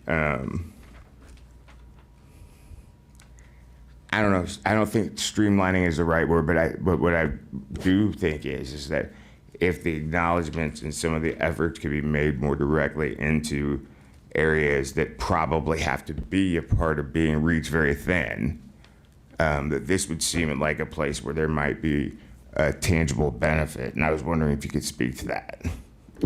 Well, I'm not sure I understand the question, so I'll do the best I can. The first thing that popped to my head when you mentioned the rec department budget is the work with Lee Jordan and Ed Wilhelm. Those are, of course, not city-owned properties, so it's an MOU that the city has with Park and Planning. that provides some benefit to the city.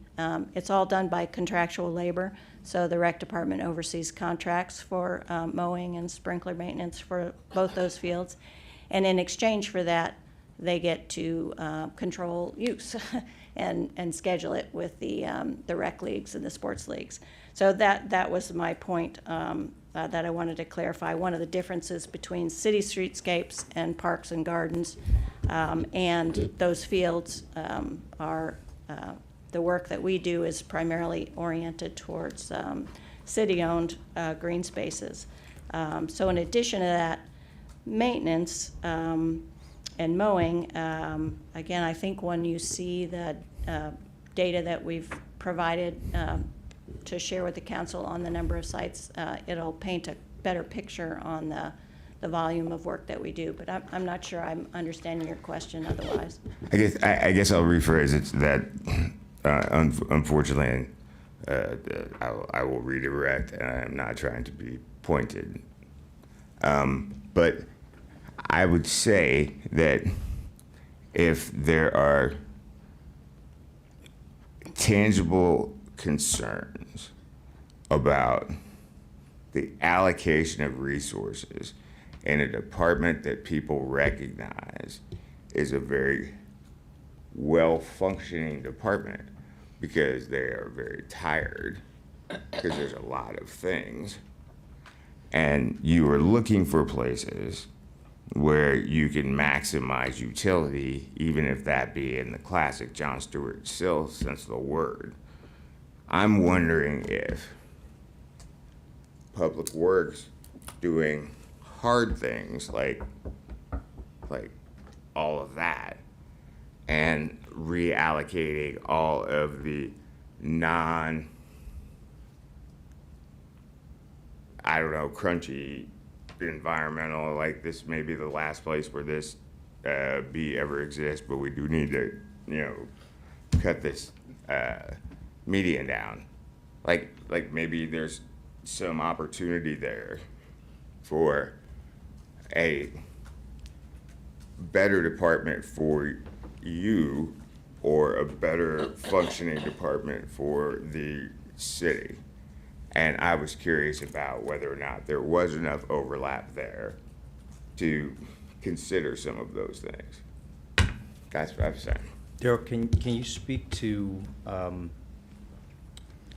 guess, the structural reasons for why vegetation maintenance is in Public Works as opposed to recreation? It has a lot to do with equipment and equipment maintenance and field work. Our rec folks do a great deal of work outside, but they don't do the kind of work we do outside. There is no space in the rec department for vehicles and they need equipment. CDLs in large part, and you guys seem to not be able to keep people with CDLs. A rec department doesn't have anyone with a CDL. I know, and so they can't carry certain kinds of people at a certain size bus. There's a lot of reasons why I would go down this road, but I will draw it because I really need to get up, not twitch. But I'm just saying, not hating, just saying. Yeah, happy to try to answer the question if it gets explained to me differently. I think we do quite a bit with the limited resources. We do have, an itemized list of areas that we maintain, and the expectation is for us to maintain. And we hear about it if playgrounds or parks and the grass grows beyond our every 2 to 3 week mowing. So it is part of the regular level of city service that people expect us to maintain the green spaces in the city that we do. Yeah, and I think Councilmember Small, in part, a partial response to your question around prioritization, I think falls to the council, right? If we ask for everything, staff are going to try to do everything. And so I think what Councilmember Small is trying to get at is, are there some things that maybe we prioritize in terms of things related to like the CIP, hard fast sidewalks, and maybe, lessen the priority for maybe some of the other things that are important, but maybe are a little less important. And I think, I hear Councilmember Small, but I do just like to remind all of us that, when we talk about the crunchy stuff, we're still talking about climate change, sustainability, and their priorities that we've put as a council into our council priorities. No, I agree with all of Yeah. that. Thank you for cleaning that up. Yeah. Excellent. Yeah, no worries. I think that's what it is. And so, and so that's something that I think, you know, the council, when we start talking about our priorities going forward, you know, if there are some areas that we want to deprioritize or some projects that we want to deprioritize, that could really help with kind of that balance. Because I think right now, Public Works is trying to do all the things that we're asking of folks to do. Councilmember Siemens. Thank you, Mayor. And I had a question for the city manager. Earlier this week, I think, or last week, Ward 4 resident Arthur David Olson had brought to our attention that we had budgeted for sidewalk work that fell outside of city limits. And I was just curious if that would require a reconciliation item to rectify that, or if... Can I clarify, that was Sure. on a list for FY '25. There was no funds budgeted. Sidewalk work would never be done on a sidewalk outside the city. Fantastic. It was a database that was developed by Tool Design, and so we missed one of their errors. But it was the list for future ADA compliance. It was listing a block of Eastern Avenue between New Hampshire and Sligo Mill as not yet being made ADA compliance. And that is true. It is not ADA compliant, but it's also outside the city of Tacoma Park. And Okay, that's good thankfully, news. will be being handled by DC DOT in a few years with their massive Eastern Avenue rehabilitation project. Thank you. That's refreshing to hear, and Yeah, but I yeah. still thank Mr. Olson for his work and bringing that to our attention. I saw Councilmember Fulcher's hand raised. I just want to confirm that Councilmember Fulcher doesn't have any comments or questions. Yeah, I just have two, and I think they're quick-ish. One, is there funding for that overtime that we ended up needing last year for supporting play days? And then two, on the last fish page, you said that basically we don't have the staff that we need in order to accomplish the stormwater projects that are sort of on the books. And so what is the plan there? You know, are we looking to change the amount of work that we're doing? Are we expecting to find money somewhere? So those are my two questions. All righty. The level of overtime funding that we put in the FY25 matches what we're doing in FY24 plus the rate increase. So all the projects, all the support that we've previously provided is included in the budget this year. We were not asked to make those types of reductions in the budget for FY25. So Play Day in particular is covered at the level that it previously has been. The other question, and I apologize if I've given a overblown view. We will make every effort to complete the projects we have included in the budget. I just continually want to point out that the level of work that our staff are doing is beyond the normal staffing levels. We are far understaffed for the amount of production that we're doing. And I think you see that particularly in some of the construction projects, which include stormwater as well as streets, sidewalks, restoration, internal building construction projects. So there could be entire offices with multiple engineers that would typically oversee that work. Thank you.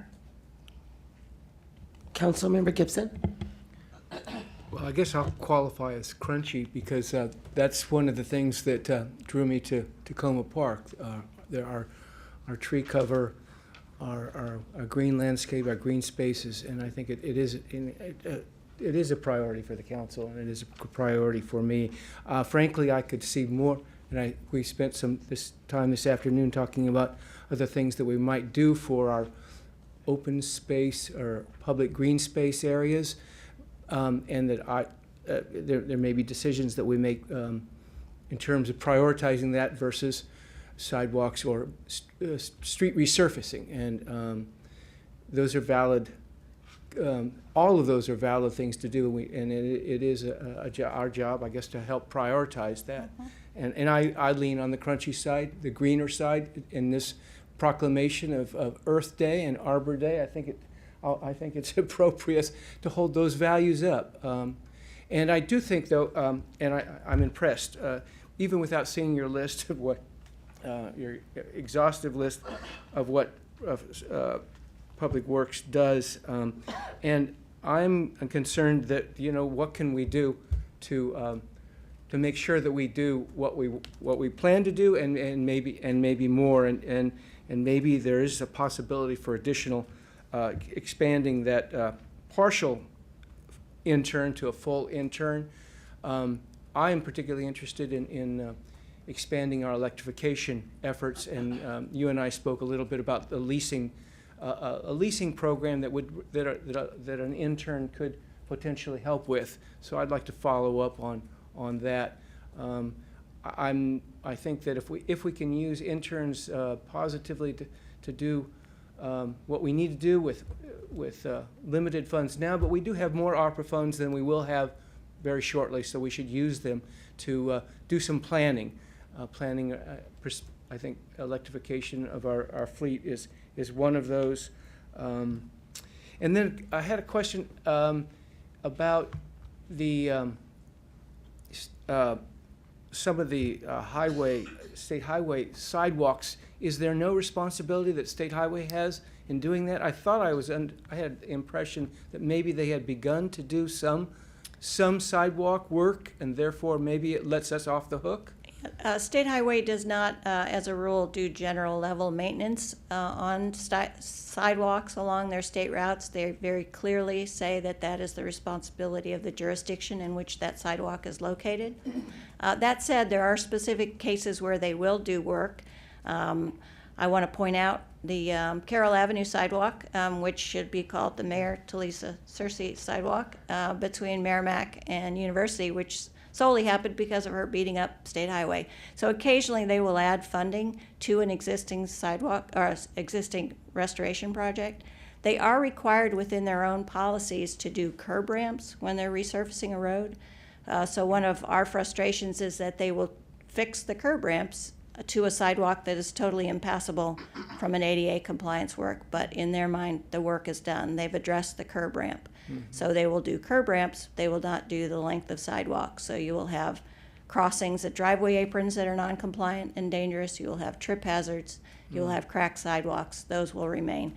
But State Highway has made it very clear in Maryland that they do not have responsibility for sidewalk repairs.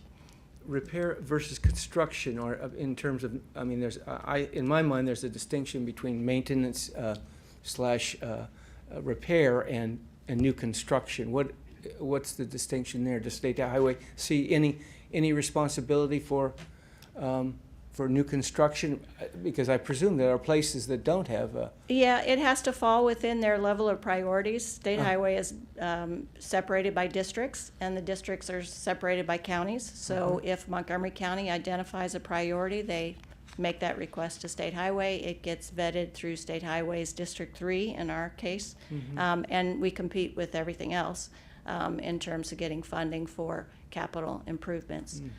So the effort to put the sidewalk in on Carroll from Merrimack to University was initially for many years said, nope, you already got a sidewalk on the other side. We're not going to put a sidewalk on this side.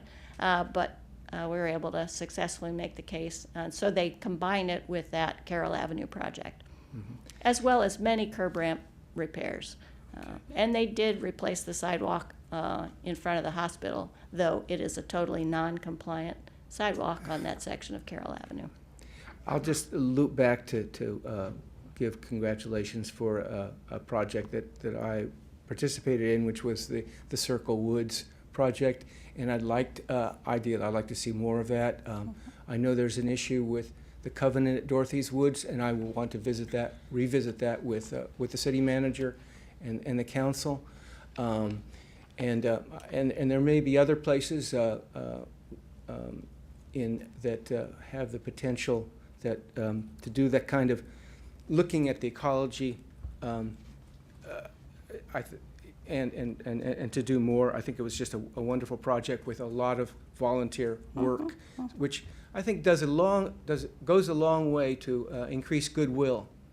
When we, not only do we leverage their sweat equity and their smarts at times, if we can use that, but we get benefits by increasing goodwill. But thank you for all the good work that you do. Councilmember Hunzat. Thank you. Thank you very much for an excellent presentation, and I want to start with a thank you. I am extremely grateful to the staff once again, but I'm very grateful to see it in the budget as a long-term aspiration to do Earth Day. I'm hopeful that that will be Earth Day in the location where it is right now. I hope it's clear that I have been advocating with the city staff on behalf of Ward 5 that it is really extremely important for Ward 5 to have events in our ward that are sponsored by the city, because we lack some of those public spaces that allow the city to interface with our residents and vice versa. And so aspirationally, I want residents to know I've been asking for at least 2 events at some point, but we're getting 1, and I'm hearing a commitment to that, and I'm just super excited to see that happening and committed to. My first question of 3 is, you were talking about the open government work order management system, and because I'm a newer council member, if you could just enlighten me, you talked about the internal aspects of that.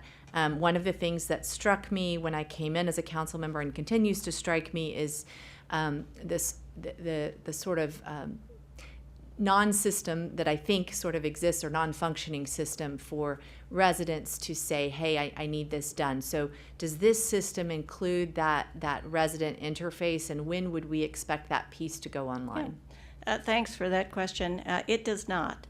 Okay. We currently use GovQA, and it has a portal on the city's website for service requests. It is a very clunky and difficult system to use. We currently have staffed up a internal group within the city offices, those that use GovQA or would like to use something better than GovQA. So we're kind of leading the charge on that with the support of IT, the city clerk's office, housing and community development. So we're identifying potential alternatives for lack of a better word, that 311 type system. We're currently making great use of GovQA for our permits, as does code enforcement uses it extensively. So we have to have those factors and facilities within our whatever new system we go to. That said, there isn't any funding in the budget for that. We currently pay for GovQA, so there are, I think, $40,000 annually allocated towards that program. So we have those standing funds should we choose a different operation, but that is now just in the really initial information gathering phase. So we're working to identify vendors that offer systems that will potentially meet our needs, and then we'll hopefully do sandboxes with them and work it out, and then eventually have a recommendation. One of the other things, in addition to GovQA not being the most agile of softwares, it is also kind of changing hands and becoming obsolete in terms of the current system that we have. So it's got a known time where it's going to go away.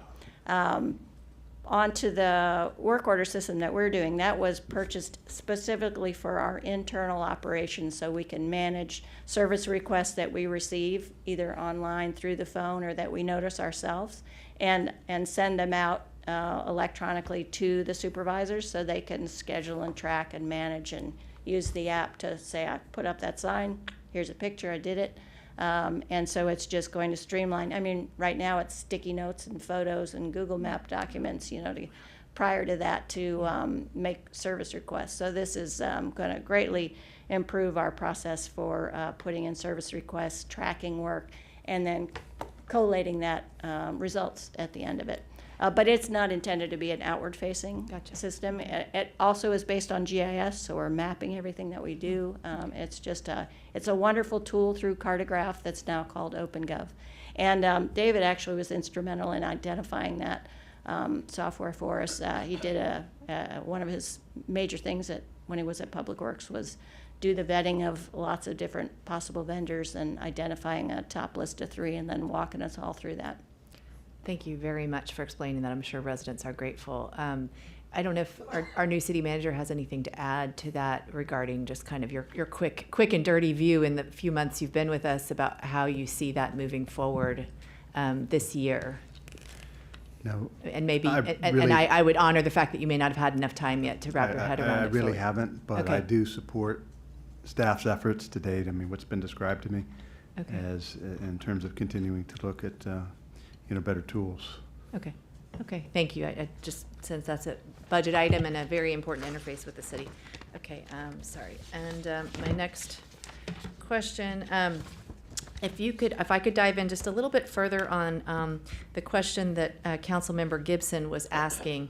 I'm interested, I mean, you talked about new sidewalk design and construction and said that 200 is going to come from ARPA and 100 from existing general fund.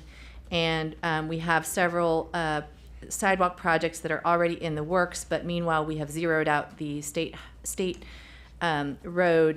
highway ADA compliance.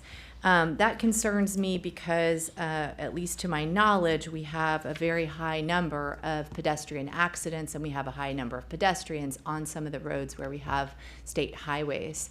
Can you just talk a little bit about the trade-offs there in terms of public safety, in terms of those financial decisions? Because at face value, without better knowledge, I guess my gut sense of the data would tell me that using 200 from ARPA would, in terms of kind of equity issues, it might make sense in my mind, and I may not have the data in my head, that state highway ADA compliance would just be a really big priority given the sheer volume of people and accidents that are happening on those roads. Yeah.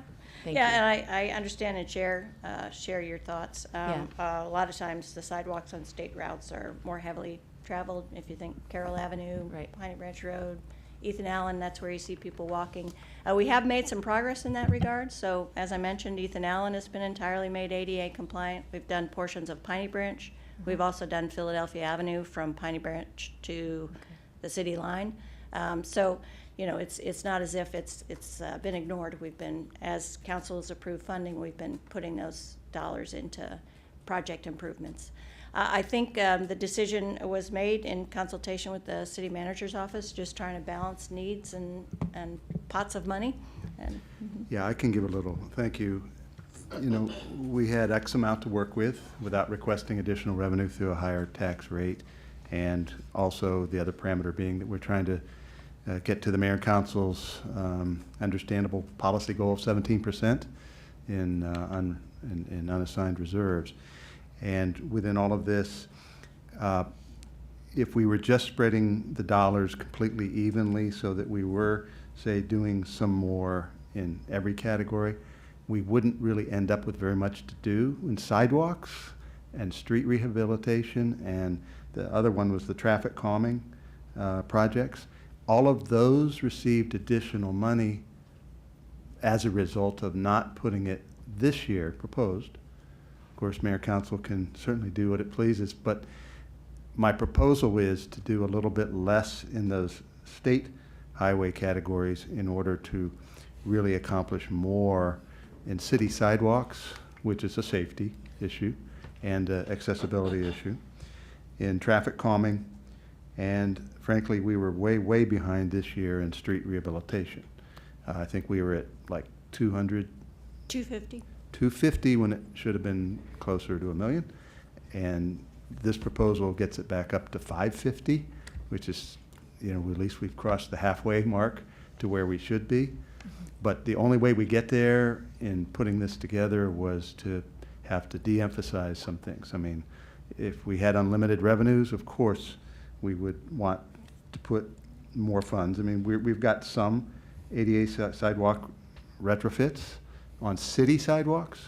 That's funded, but it's only on the state highways that we're proposing to take a pause for a year so that we could do more with city sidewalks and pedestrian safety projects, a lot of which we already have design for, but we didn't have enough for construction, as I understand it. And so the idea is, do we just have a lot of plans, or do we actually get things done in the field? If I could probe just a little bit more, so would it also be your hope that this city would be able to do what Councilmember Gibson was talking about and perhaps leverage funding through advocacy from the council or others to see if we can get some dollars around. For example, I'm thinking of like the Langley Park. I assume that maybe there's some ADA compliance leading up to the stations there. I don't know if there's any others, but I don't know this. I don't know exactly where it's been done and where it hasn't been done. I'm just wondering if we've gotten to some of those really high use intersections, and maybe we already have. Well, certainly University Boulevard and the Purple Line, that'll all be included in the Purple Line project. Okay, so we all won't of have to pay university- for no, that. no, Okay, no, that helps Yeah, me when they're understand better doing a too why we might project, not touch that right yeah, now. when Okay, the state is doing a project, Thank they're you. required to make it ADA Okay. compliant, and there's so many And they're go- changes in. including on city, state highway Yes. stretches. Okay, Yes. thank you. And That they're really helps me. totally Okay. relocating roadways and sidewalks. I mean, it's just going to be a major, Okay. major construction. So yeah, university. New Hampshire Avenue is one that's actually fairly compliant as it is, so it doesn't have some of the problems that we've seen on other places. That said, the hiker-biker project will enhance and improve some ADA compliance along the way. So there are Okay. multiple pots that are going at this. Thank you for clarifying. That helps a lot. And then I get my last concern was just the line item of staff capacity is not sufficient for our projects, and I wondered if there were any further thoughts, but we've maybe exhausted that one. If there's anything else you wanted to say about that, about what we, the council, could do to help the staff have the capacity or something else to do what you need to do, given that we have made high demands and we have a lot going on in the city. I know there's a lot of construction going on. Yeah, well, I think the move for a traffic planner is one that I can't extol highly enough. I think that'll really help elevate what the city is able to do by bringing a trained professional in that regard, and really looking forward to collaborating and working and, you know, each bringing our skill set. You know, we're good at constructing things. We're also good at designing things, but some of those types of work need specific knowledge base that's only gotten through years of school and experience. So thrilled about that new position. You know, in the future, you'll probably hear me singing for stormwater expertise. So that's the other area where I think we are at 0.75 FTEs, and we'll get into the stormwater budget lately, sorely understaffed. Councilmember Small, did you have a follow-up? Yes, Mayor, I appreciate that. Thank you very much. And I hope this isn't a super long one, but it's kind of the same kind of tag along to a next section or visible section that I can muster. And that is related to things about safety and things about the illusion of safety, and particularly in Ward 6. And I would like to challenge a more thorough and public accounting of people stealing all of the compost tins in Ward 6. We've had like 10 or 15 different thefts, visible thefts, even in front of people in the neighborhood. It's been on the listserv and Yeah, everything. sadly, that happens citywide, so it's not exclusive to Ward 6. Yeah, so I'm curious about, like, is that because, like, does Prince George's County charge an exorbitant amount for No, those? it's Does because it Montgomery has a County? secure screw-top lid that is very coveted by people who like to store or ferment or otherwise use watertight containers. Like for anything? So, Yeah, oh, so so you it's can, the screw-top lid that's the holy grail of containers. so it's about the block, really? Oh, that's a shame. I'm glad to know that, though. Thank you very much. Well, thank you very much. I have a couple of follow-up questions.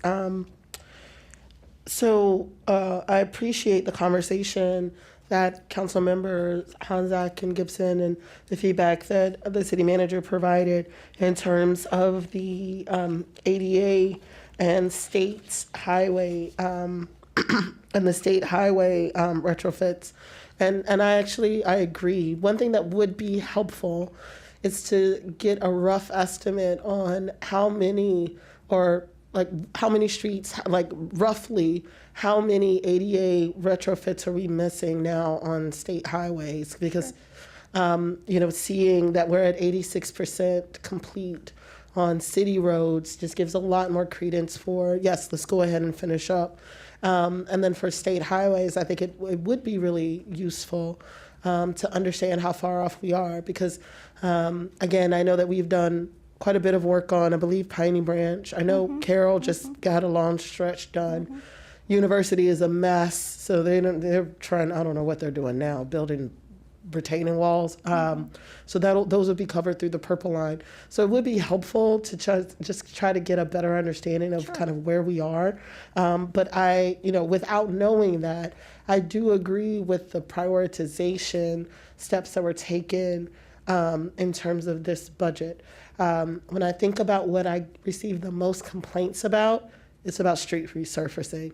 I mean, people are contacting us nonstop about potholes, things that are just craters in the road. So I do think, at least for this season, street resurfacing is going to be big for us, and where we need to make sure that we're allocating money. And I do think that if we're about 86% there with our ADA compliance for our streets, then we should really focus on our streets. But it would be helpful to know how far off we are on the state highways. The other piece that I am trying to make sure I have a firm handle on are the sidewalks. So just to confirm, so this traffic calming and pedestrian safety, and I might have misheard you, are these items coming out of the red light camera as well? Yes. Okay. So it's the traffic calming and pedestrian safety and the ADA compliance repairs for city sidewalks. Yes. That's coming out of the red light. Yes, speed camera and red light camera. Do we think we're going to actually recoup some funds? I mean, I know we got the police coming in, but I get increasingly nervous. I've learned my lesson last year about banking on those sources of revenues and falling short of the glory. We could talk. I don't know if what the city manager's thoughts were around leveraging those red light and speed camera funds for these types of projects, or when we start having some conversations about ARPA, how we may have some backup plans in case those revenue streams don't come in like we anticipate. Because I know too, the cycle of I've learned from Daryl a lot, which is, when the weather's good, you get your contractors out there, you start doing the work, and I'm just trying to make sure that there's enough time in the budget where you have the money to do the work, and then we are getting those revenues. Okay. Yes, I know the police department, Public Works have both been very, very active in trying to accelerate the permitting process with the county. It's certainly something we're not in control of, and we certainly thought we were going to. The city had budgeted, a year ago, budgeted a substantial amount of revenue for red light that has not materialized and may not materialize at all in this current fiscal year. That's highly disappointing. We have some indications that we're a lot closer than we were a year ago, and they actually, have assigned dates, although they've moved them. The county has moved those dates a number of times. At the end of the day, if we do have a delay in receiving, worst case, let's say they're 3 months into the fiscal year and before we get revenues, we're going to have to come back, assuming a budget has been adopted with some reliance on it, and there's going to have to be some budget amendments that, for your consideration, that would reflect some lesser spending as a result of lesser revenue. And I'm in the process right now working particularly with the police department, to determine how we can push them a little bit harder timing-wise on the permits. But we do realize it is more difficult when there's a source of revenue, in this case, the start date for a program that would generate revenue that we are literally not in control of, and we'll continue to do the best we can with it. Is it possible for the CM's office, I just don't want to lose this thought, because we are going to have conversations about ARPA, right? And, you know, folks may not agree with me, but I think right now is the time, this budget is the time for us to spend that ARPA money on whatever we know is going to actually get spent. So I think that we need to flag these two items for a real possibility that we may need to make some discussions around whether or not to change the funding source for these items, for these categories. So the traffic calm and pedestrian safety items and the ADA compliance repairs for the city sidewalks. I'm just getting increasingly nervous that we're not going to necessarily get those revenues realized, and if we don't time it right to the use of ARPA monies, making sure that we're able to spend it on time, then. Yeah, thank you for that. And I think I hear you saying or suggesting that we have a contingency for use of a known revenue source such as ARPA while we have it, if there's uncertainty or failure to arrive with respect to the red light camera revenue. Right. And so that we don't fall behind pace in the projects that we, and the other expenses that we otherwise plan to use red light camera revenue for.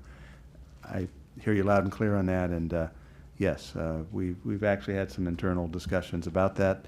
I've got a meeting with various staff members Friday to focus on this, on our situation with the red light camera fund, and how do we frankly develop some alternatives so that we don't lose ground.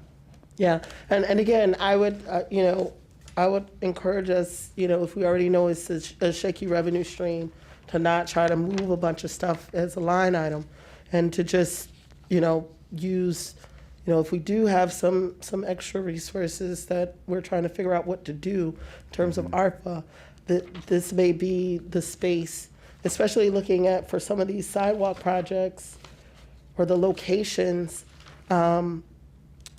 You know, a couple of them, maybe some pretty strong justifications for the ARPA dollars.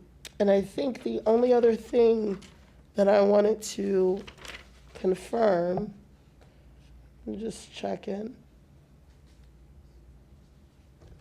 So kind of going back to the vacant positions and delays in hiring, I know that during the last budget cycle, one of the challenges was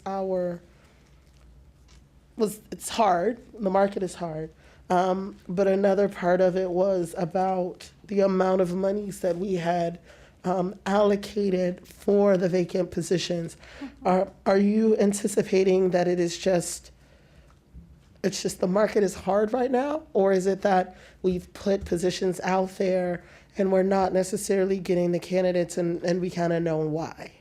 Yeah, I think there are both. I think particularly for our vacant building maintenance specialist position, we're just not paying what those folks can get in the private sector, and so we're not competitive. Can we get information on what that salary differential is? Yes, I mean, I can work with HR. They have resources that they will use to evaluate those types of skill levels that we're looking for. And, you know, the city manager's been very open to discussions about that, so we've basically had those internal conversations. Awesome. Okay, I think that's all I have. All right, Councilmember Gibson. I just have one really small thing. When I was going through the budget and you talked about renewed funding for public container replacement, I thought it was the recycling bins that I'll have to just say get thrown around by our staff Yeah. and get broken. Usually container replacements, meaning the public right-of-way containers, the The trash. one where and- you put your recycling and the and other, yeah, the two, I'll just walk down my street and you'll see every other container is broken, probably not from age, but from being tossed. Just an observation that we could save a few bucks. Yeah, noted. I do think, depending on which line item you're looking in the budget, the more significant funds are associated with public containers. Because we use plastic recycling containers, they have a shelf life. UV exposure alone will, it doesn't last more than 5 to 10 years, so. Yeah, I agree. I'm sure that has a role, but I can also see them from my, Yeah. as it gets thrown on back to my sidewalk. Thanks. All right, thank you so much. Okay, yes, let's take a 10-minute break. And then we will get back to work on the stormwater budget.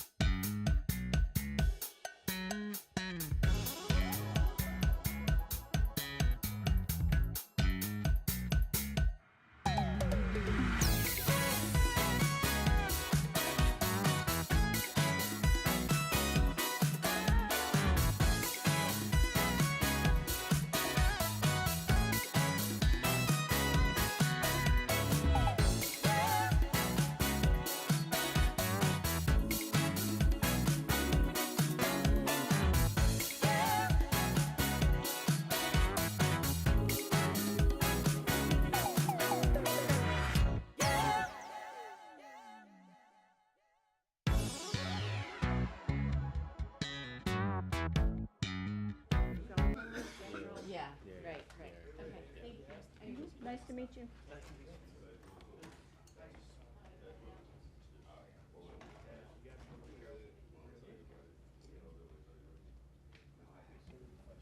Excellent. So we are going to reconvene tonight's meeting in the city of Tacoma Park. We're going to follow up our discussion on the public works budget with the stormwater budget. Is that, yes? Yes, yes. Director Braithwaite will Ready to roll. take us through the stormwater budget. All righty, try to be respectful of your time and the police department's time. Our mission is to, the stormwater program provides stormwater management services, construction, maintenance, and repair of infrastructure. And we have a mandate by the state to meet 7 mandatory measures through our National Pollution Discharge and Elimination System permit. I won't read them, again, in the interest of time, but we are guided by requirements for our permit to do many of the things that we do, and the funds for the program are divided up so as to meet those goals. A little bit of history on the stormwater system. We inherited it from WSSC in 1988. I think the map is helpful to see and understand sort of the breadth and depth of the stormwater system in the city. We have over 19 miles of stormwater pipe, 715 inlets, and 75 outfalls. One of the mandated requirements is for us to provide treatment for impervious surface of up to 20% of the area within the city. So since 2006, we've been working on building those treatment systems to meet our mandated requirements. To date, we have 69 bio facilities, 13 wetland systems, 6 permeable infiltration basins, a green roof, 2 wet ponds. We've restored over 1,000 linear feet of stream restoration, and we've repaired outfalls to the tune of about 400 linear feet. All of our system is entirely mapped within GIS by structure type. We have an extensive database of our system as well as our video inspection that we do, and all that is tied together on our GIS system. Breaking down the budget expenditures, again, it's kind of reflective of those mandates. First and foremost, personnel. We have 0.75 FTEs associated with the stormwater budget. That's a half of our city engineer and a quarter of our construction manager. In addition, we have outside engineering support, a budget for that of $70,000. That's for contractual support, surveying, design assistance, sometimes testing services. In that category of mandatory things that we must do in order to keep our permit compliant, with a budget of $150,000, includes video inspection of cleaning of 1/5 of the system annually, so that every 5 years we've seen inside by closed caption video all our storm structures and inlets, and we've had them cleaned. We do water quality testing of outfalls that have discharge in dry weather, and we're required to do illicit discharge detection investigation towards eliminating those illegal pollution sources.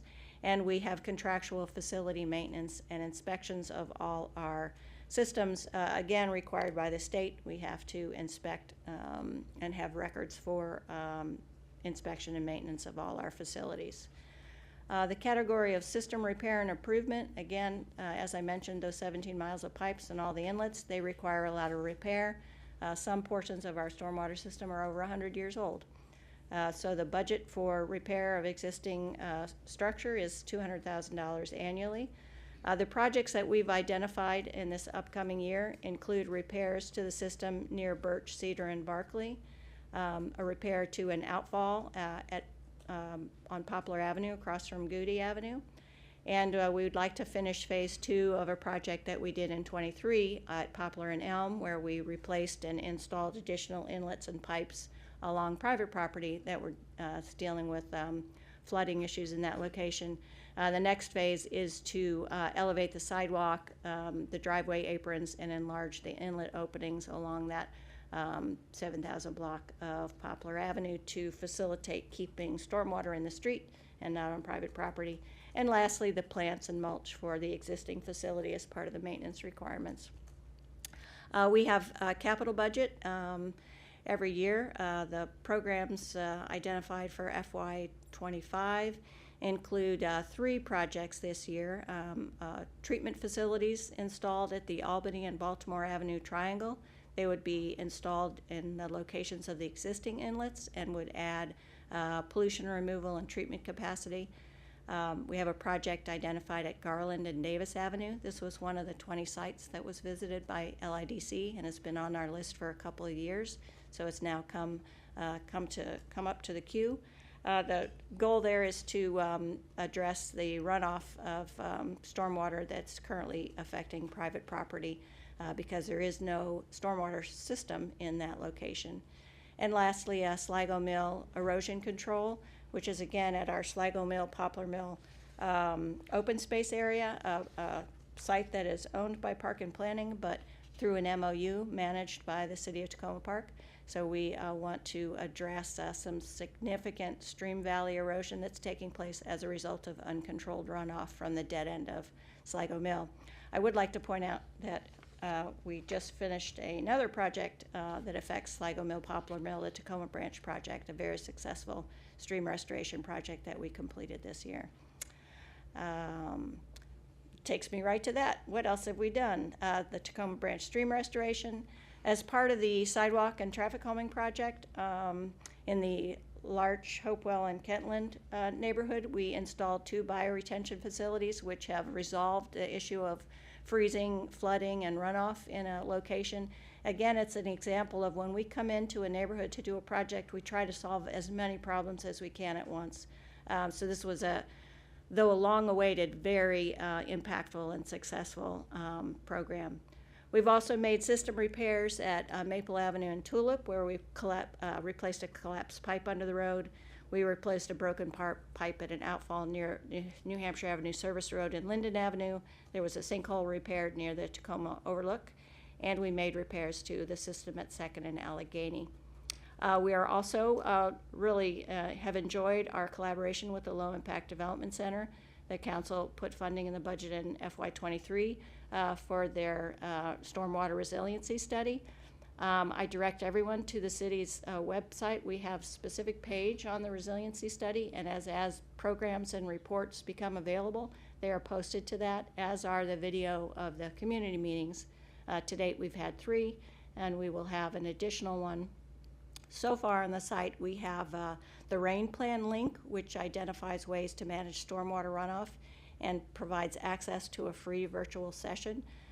We also have the resident stormwater guide, which gives very detailed explanations about management options available for property owners.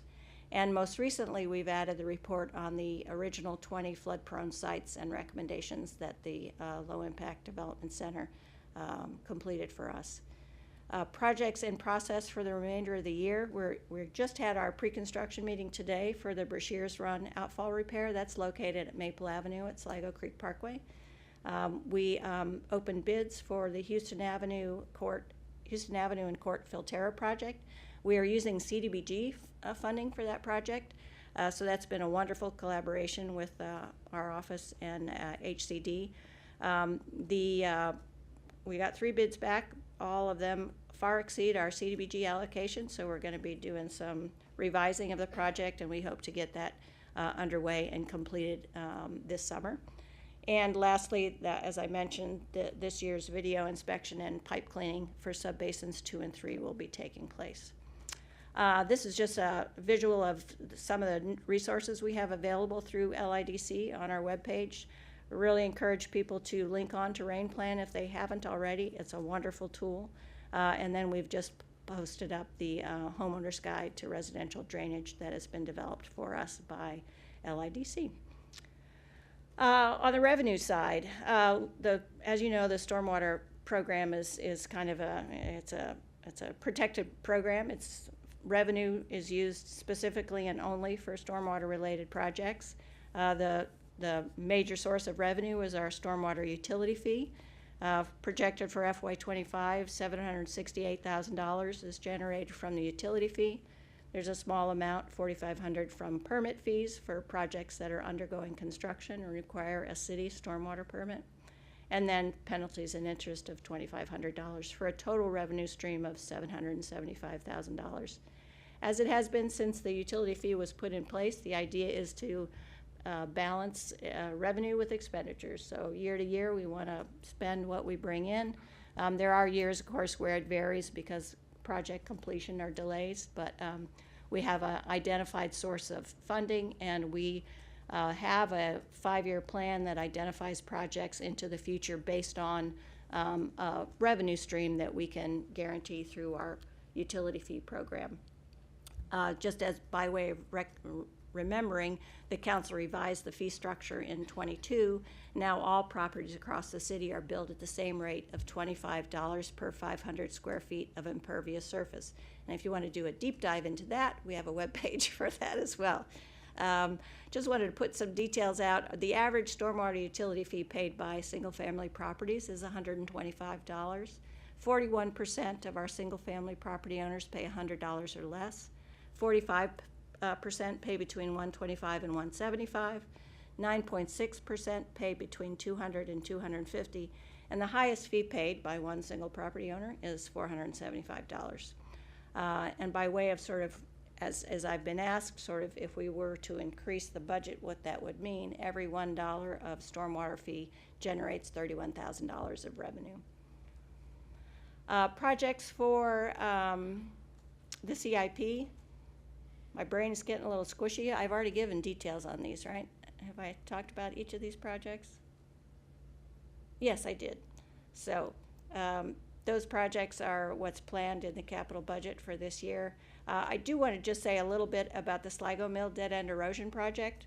We've recently learned of a placemaking grant that our grants coordinator is working on in combination with our vegetation maintenance supervisor and stormwater engineer. And we are hoping that we can craft together a really wonderful project that will include the removal of some of the pavement on that dead end of Sligo Mill Road, which is a hotbed of dumping. We must go there every week to pick up illegally dumped materials. So we're trying to put together a program that will reduce the amount of pavement, make that one small section of road one way to decrease the possibility of drivers coming in with their trucks and throwing things into our woods, as well as stormwater management in addition to our project to enable runoff and erosion control as part of that project. So we've got some funds set up in the stormwater budget. We're really hoping to put together a larger project with some additional grant funds. The council priority items that obviously is in sync with the work of the stormwater program is the environmental sustainable community goal. Some of the emerging issues and concerns, the implementation of the Low Impact Development Center recommendations, which will include further development of the projects, identification of the kind of funding levels needed, and most importantly, collaborating with the community and the council on what the time frame is for the implementation of these projects. We obviously will have a long list of projects that we can consider. It's our goal to develop a 10 to 15 year plan of implementing these projects as they go. Some will be able to be done within the funding we have for the stormwater budget. Others will most definitely need grant funding. They'll be very major projects. As I've said before, staffing and consulting service will be needed to increase the pace of our work. We currently are far beyond capacity with the number of projects that we do year in, year out. And if we want to do anything any faster or expand the scope of work, it will require additional funding. And as I've already mentioned, the program is funded through the utility fee, so any requirement for additional funds will require increasing the utility fee on property owners, as well as I mentioned, successful grant funding requests. And I think with that, I'm done with my presentation. Councilmember Gibson. Thank you, Daryl. I live close to some of those. The stream restoration, that was one question I had for Tacoma Branch, because I believe that we were able to only complete part of that. Yep. So when you've mentioned a 5-year plan, then you said a need for a 10 or 15-year plan, is that would be included in that? It's not shown up in any of our. Yes, it's not on the 5-year CIP. It's one of those projects that we've got identified on a list of potential projects to do, and we'll have to just determine where the priorities are. Would you talk to me a little bit about how you do determine priorities? Because I mean, there are needs a lot all over the place, and I just don't understand. Yeah. First and foremost, we have kind of two driving motivation. One is we have to meet the conditions of our permit. So treatment is an absolute necessity. Our permit extends until 2025, and we have to treat 196 acres. And we're going to be about 9 short based on our calculations to date. Identifying projects that will provide us treatment credit towards our permit are necessary in order to maintain our standing with the state. Equally important is to address any projects where we have known sources of flooding that are affecting private property. So those two things are the most important driving factors. When we have a system failure, or we've identified an area that has insufficient stormwater infrastructure and that is causing runoff to go onto private properties, that puts that project at a much higher level of concern than another. So it's a little bit of a, chopping the baby in half kind of thing. We need to do both and all. So we try to balance some of each. And some projects require multiple years of development design, so we sort of get them going and then keep working on them. If there are projects that we feel might be candidates for grant funding, we'll sort of reach out and try to find those. And so it ends up being a more than once a year process where we sit down with all the things we have on our list and take a look at what we were able to get done this year, what we think is most likely candidate for next year, and then just keep knocking them off. And of course, like with the big rain that we had in 2020, there were 4 projects that we didn't have on our list at all that suddenly became super high priority because we had flooding and capacity issues. So sometimes we'll have a great plan and we'll have to pivot to something of immediate need. Right. I mean, that's that point well taken in terms of we have some, with climate change, we have some increasing issues here.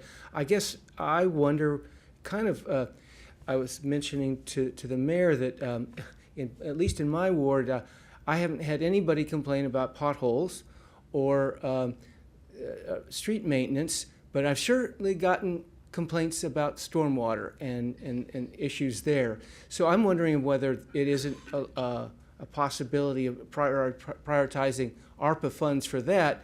Not that we necessarily would need to be, that they would be completed this year, but could we use either LIDC or other construction firms to use ARPA funds to do more in this growing problem area?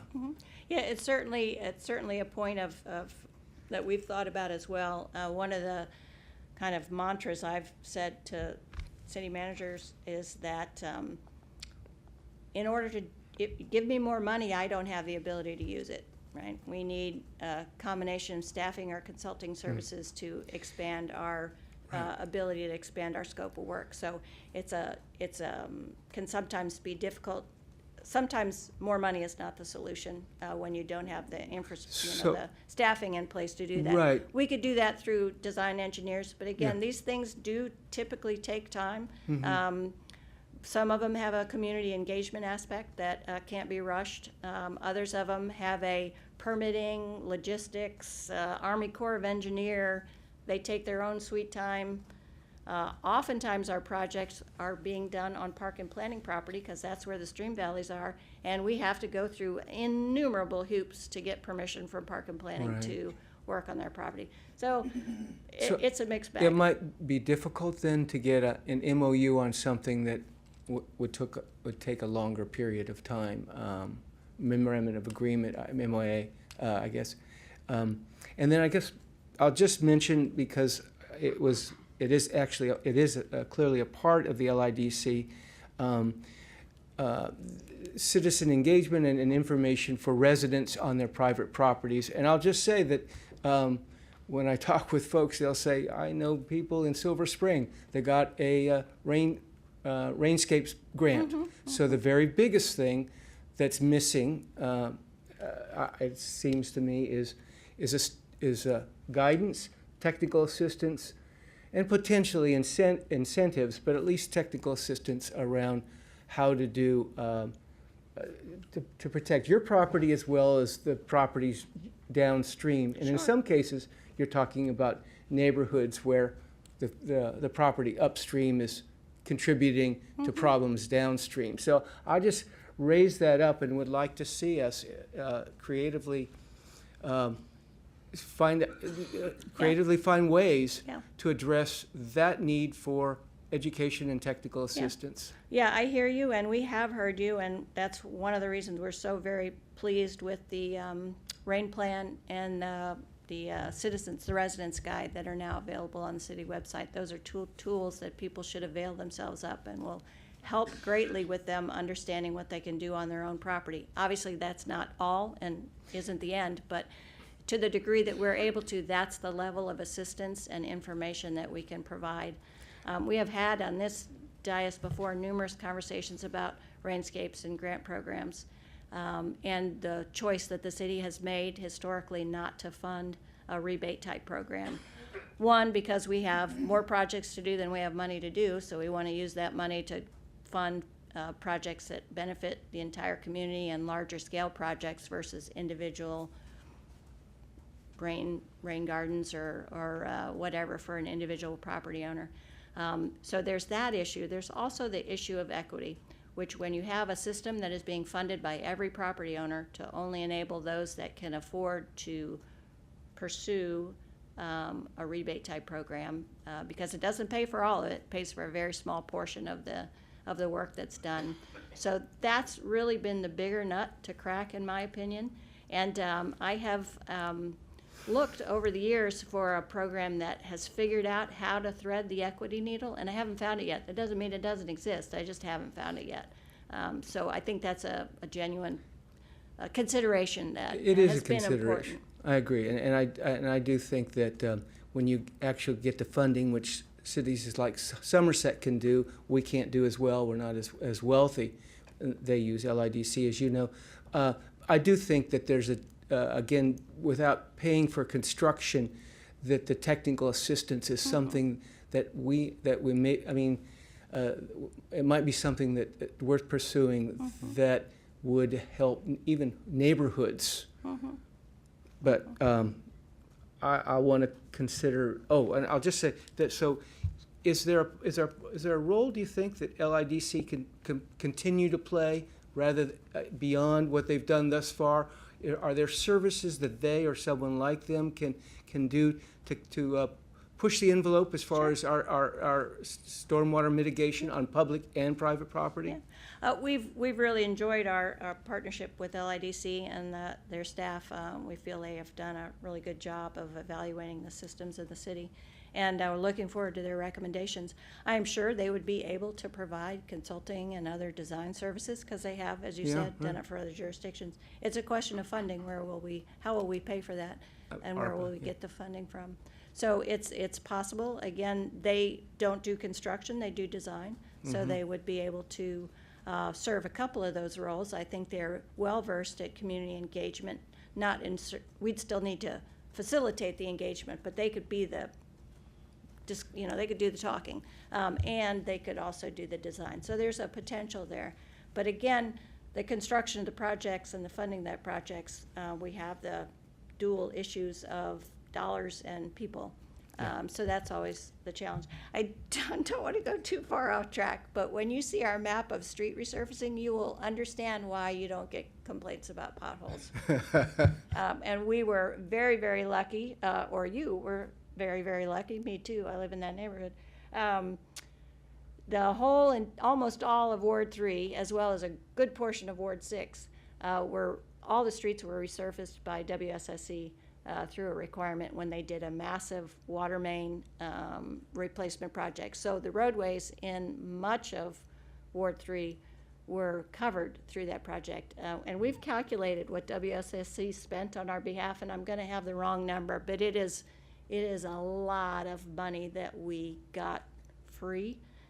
We pay for it, obviously, in our water bills, but they resurfaced the roadways. So when you see that map and see in the past 20 years what roads have been resurfaced, it will become very clear.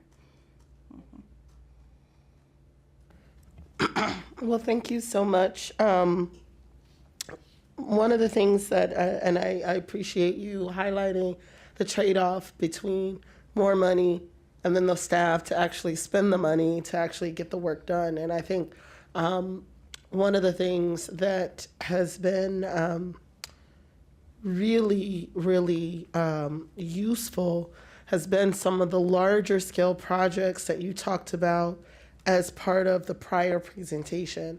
So like, for example, I'll use my neighborhood where the sidewalk sparked the stormwater work that helped private property to redirect basically a stream of water to where it needs to go on park and planning property. And it impacted so many homes. And so after that work was done, before everyone along that stretch, because it was basically a river running down Garland, once that project got done, so many individual homes no longer were complaining about their properties flooding. So I think that, trying to do that juxtaposition between the broader scale projects that maybe have sidewalk, stormwater, and all of that, and some of these Traffic calming, street lights. traffic coming, knock it all out at one time. And then the smaller kind of one-off projects that we maybe can better manage on our own through some of these CIP stormwater projects, I think is a right mix, keeping in mind the staff capacity issues that we have. So I actually appreciate what you all have put forward with this budget, keeping in mind the other larger projects that we have going on in the city also. So I do appreciate that. All right, so I think we're gonna be able to move on to the police budget. Thank you so much, Director Braithwaite, for staying with us tonight.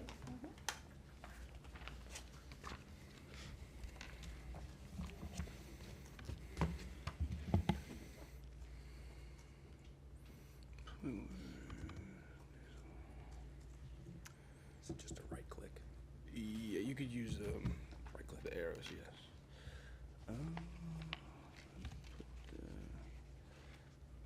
Yeah, thank you. Good evening. How's everybody? All right, I'm gonna jump to the next slide.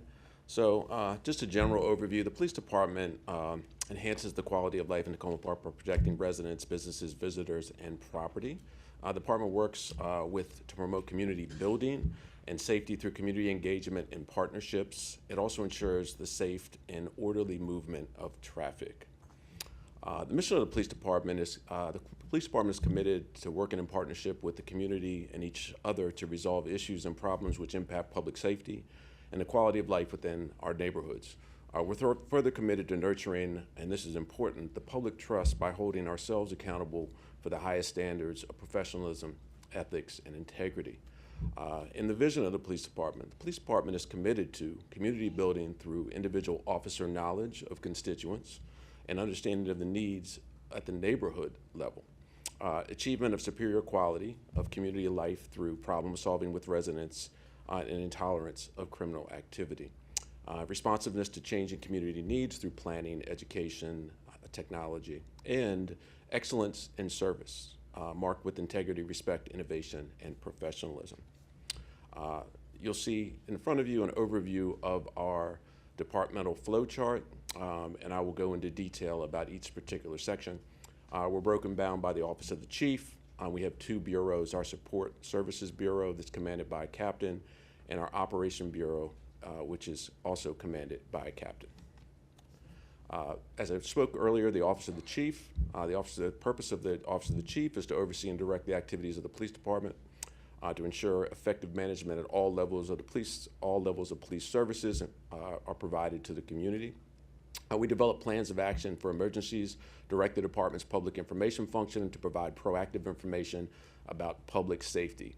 We are one of the most proactive agencies in providing information to the public. As I've said earlier, we put out daily information about incidents within the city. We also now put out a weekly update on community summaries by ward so people can understand what's going on in their particular neighborhoods. The management's objectives for the Office of the Chief is to continue to collaborate with the county and other municipalities in emergency preparedness, planning, drills, training, and grant applications. Also to reduce crime and the perception of crime through community outreach and education of residents regarding the steps they can take to protect themselves and property. And I want to touch on perception of crime. A lot of times, crime may not be prevalent, but if there's a perception of crime, it's just the same impact on the community as if there's actual crime. So we try to, that's why we put out a lot of information to the public so they can understand whether or not crime is actually occurring. We also develop programs that improve trust and cooperation with young people through community outreach. This is really important. Our young people, we want to make sure that they have trust in the police department. Another goal, our objective, is to maintain staffing levels with early hires to anticipate vacancies. Staffing of the police, of the Office of the Chief is 4 FTEs. It's myself as chief, it's the deputy chief, it's the public information officer / executive assistant, and the emergency preparedness manager. Should be noted that we're going to be losing Ron Hardy to retirement. We're actively seeking to fill his position, but those are going to be big shoes to fill. Ron has been here for about 10 years now and really has done a phenomenal job, so it's going to be hard to fill his position. Next section is our communications section. They are our dispatchers, and the purpose is to provide continuous police communication and dispatch duties by answering telephones, sending police officers to calls for service, assisting walk-in customers, and assessing national, state, and local databases. In the management objective for the communications section, we really want to renovate the dispatch office space. It is, right now, anyone that's been down there, it's basically described as a large closet, and we really think that's really important for the mental and just work health of our dispatchers. We also want to improve customer service through education and regular training. Staffing of communication session consists of 7 FTEs, that's 1 supervisor and 6 communication technicians. The operations division is our largest division. That is our uniform division. That is the division that most people are going to have contact with when they call the police. The operations division provides 24-hour uniform patrol services. They respond to calls for service, conduct preliminary investigations, arrest offenders, and handle motor vehicle investigations and general traffic enforcement. The management objective for this section is to provide visible police presence in all areas of the city through vehicle, foot, and bike patrols, and to improve patrol service by using directed patrol based on crime analysis. Work with the community groups and residents on crime prevention methods.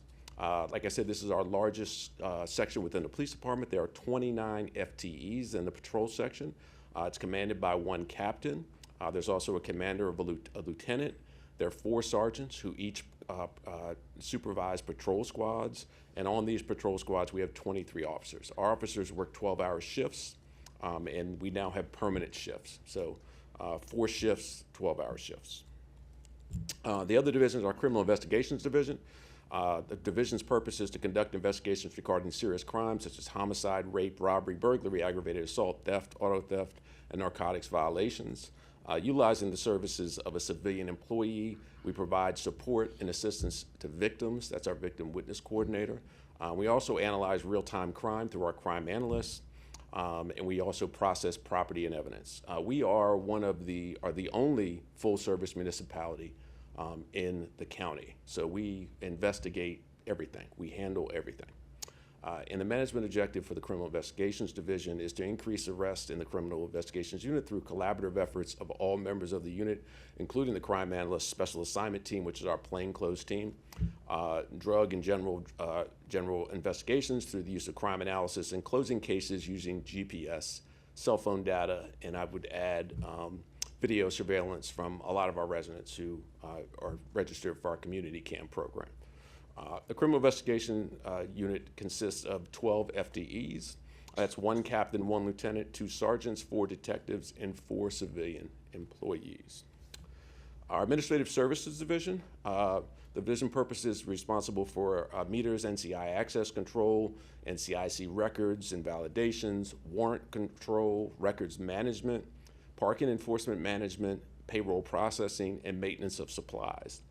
The management objective for the administrative section is to manage record keeping, assignment of court dates, collection and disposition accountability for the parking enforcement program to improve the collection rate, and improve management of parking permits with the use of online software. There are 7.68 FTEs in the administrative section. This is broken down by 1 lieutenant, 3 civilian employees, 8 full-time crossing guards, and 1 part-time crossing guard. We also have the Parking Enforcement Division, which used to be attached to our Code Enforcement Division. We used to have Code Enforcement and Parking Enforcement all in one division. This used to be called the Code Enforcement Division. We've now changed this to Parking Enforcement to describe specifically what they do. And obviously their purpose is to provide education and enforcement of city code, specifically parking laws. The management objective is to provide an effective enforcement and management of city parking resources. There are 2 FTEs in the Parking Enforcement Division, and they are both parking enforcement agents. We do have a section, the Safe Speed section. This does not fall under the general fund. This is all of the FTEs within this unit are covered by the red light and speed camera fund. So the division purpose is to provide education on enforcement and traffic laws in the city, oversee the speed camera and red light camera programs, address traffic and parking problems and complaints in the city through enforcement and education, and conduct traffic planning and direction for large events in the city. We also assist public works and traffic calming and other duties as assigned. The management objective is to provide effective enforcement and education and management of the city's safe speed programs, and that's the speed and red light camera program. There are 3 FTEs in the Traffic Enforcement Safe Speed Division. It's 1 sergeant, one officer, and 1 civilian employee who coordinates the red light and speed camera program.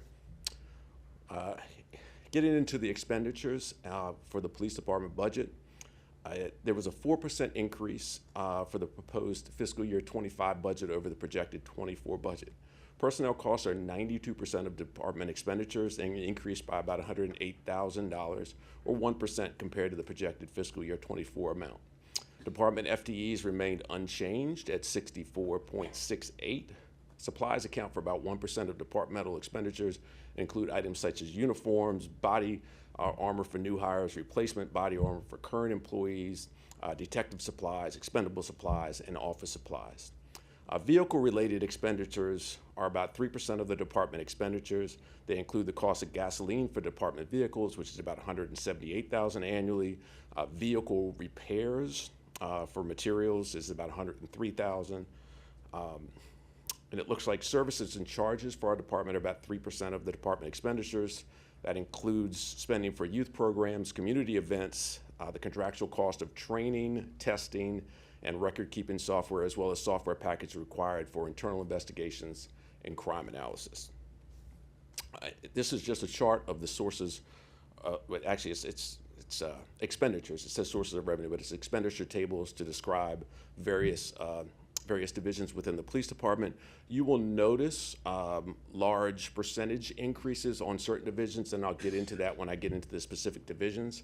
For the past 2 fiscal years, a lot of general fund expenditures were moved from the general fund to the speed camera fund for cost savings. We now have moved those back into the general fund, so that's why you'll see in some of these categories, like for example, the Office of the Chief has risen 19.29%, but there's no real change in the function of the Office of the Chief.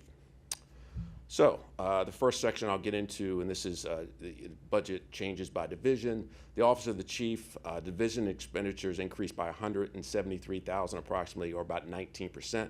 This is mainly due to the expenditures that were moved from the speed camera fund in fiscal years 23 and 24 being moved back into the general fund under Office of the Chief. The division's FTEs remain the same. Personnel costs are about 78% of this division's expenditures. Communications, personnel costs are about 93% of the division's expenditures. They increased by about $65,000 or 9% compared to fiscal year '24. This was primarily due to increased wages and fringe benefits. It also had something to do with, we moved some of the the general fund expenditures that were moved from speed camera were also moved back into the general fund. The division FTEs remain the same. The operating expenditures, and this is what I mentioned earlier, increased by about $43,000 due to cell phone expenditure costs being moved back into the general fund from the speed camera fund. The operations division expenditures increased by about $31,000 or less than 1%. Division FTEs remain the same. The personnel costs are about 95% of the division expenditures. The criminal investigations division, the expenditures decreased by about $29,000 or 2%. The division FTEs remain the same. Personnel costs are about 95% of this division's expenditures. Going into the administrative services division expenditures increased by about $76,000 or 9% due to higher costs for wages and fringe benefits, as well as supplies and equipment that were previously applied to the speed camera fund, seems like a theme, being moved back into the general fund. The FTEs remain the same, and personnel costs are about 85% of this division. Parking enforcement division, the division expenditures decreased by about $10,000 or 5% due to, or should say increase, it says decrease by about $10,000 or 5% due to higher costs and wages and fringe benefits. Division FTEs remain the same. Personnel costs are 94% of the division expenditures. So, getting into the revenue for the police department. We have various sources of revenue for the police department. The first source is police protection through the state, and then we get about $610,000 through the state. We also get, in lieu of police through the county, for police services, we get funds for that, and that's at about $3,992,520 is what we get. We're gonna get this fiscal year. We also get money in lieu of having crossing guards in the city, and that's about $255,000. We also receive revenue from summons and fines. That's about $160,000. We also receive money through public parking facilities. That's about $83,000. We also receive money through parking permits that residents get at about $10,000. And we also get about $10,000 in revenue from municipal infractions. So the total revenue from these sources is about $5,121,465. We mentioned earlier, and there was an earlier conversation, I stepped out of the room, but we talked about our red light camera program, and I'll get into that.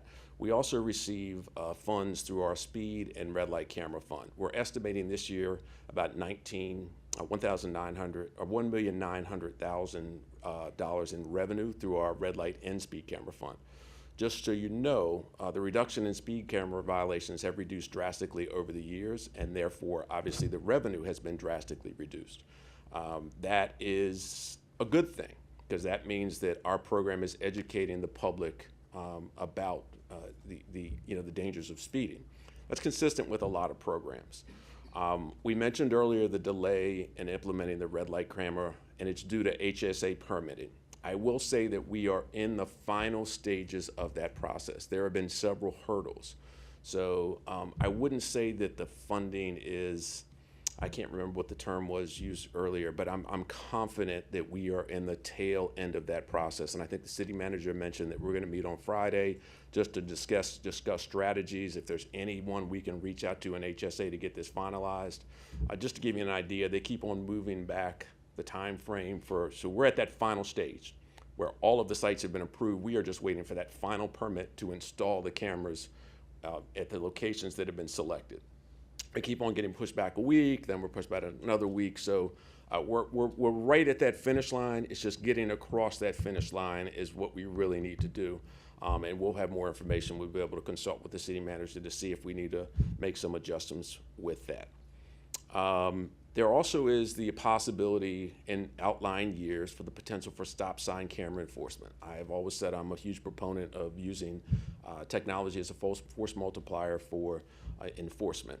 There were several bills that were put forward, not this session, but I believe the last session, one by Delegate Charkoudian, that did not make it through the process. There were some reasons that they did not. but I support this technology. I think there are several areas within the city that we really could benefit from having this technology. So that's something that we're looking at, a potential source of revenue as we move forward in outlying years. And this is just a general overview of kind of the percentages of where we're getting funds from and so on and so forth. For the sake of time, I won't go into detail on that.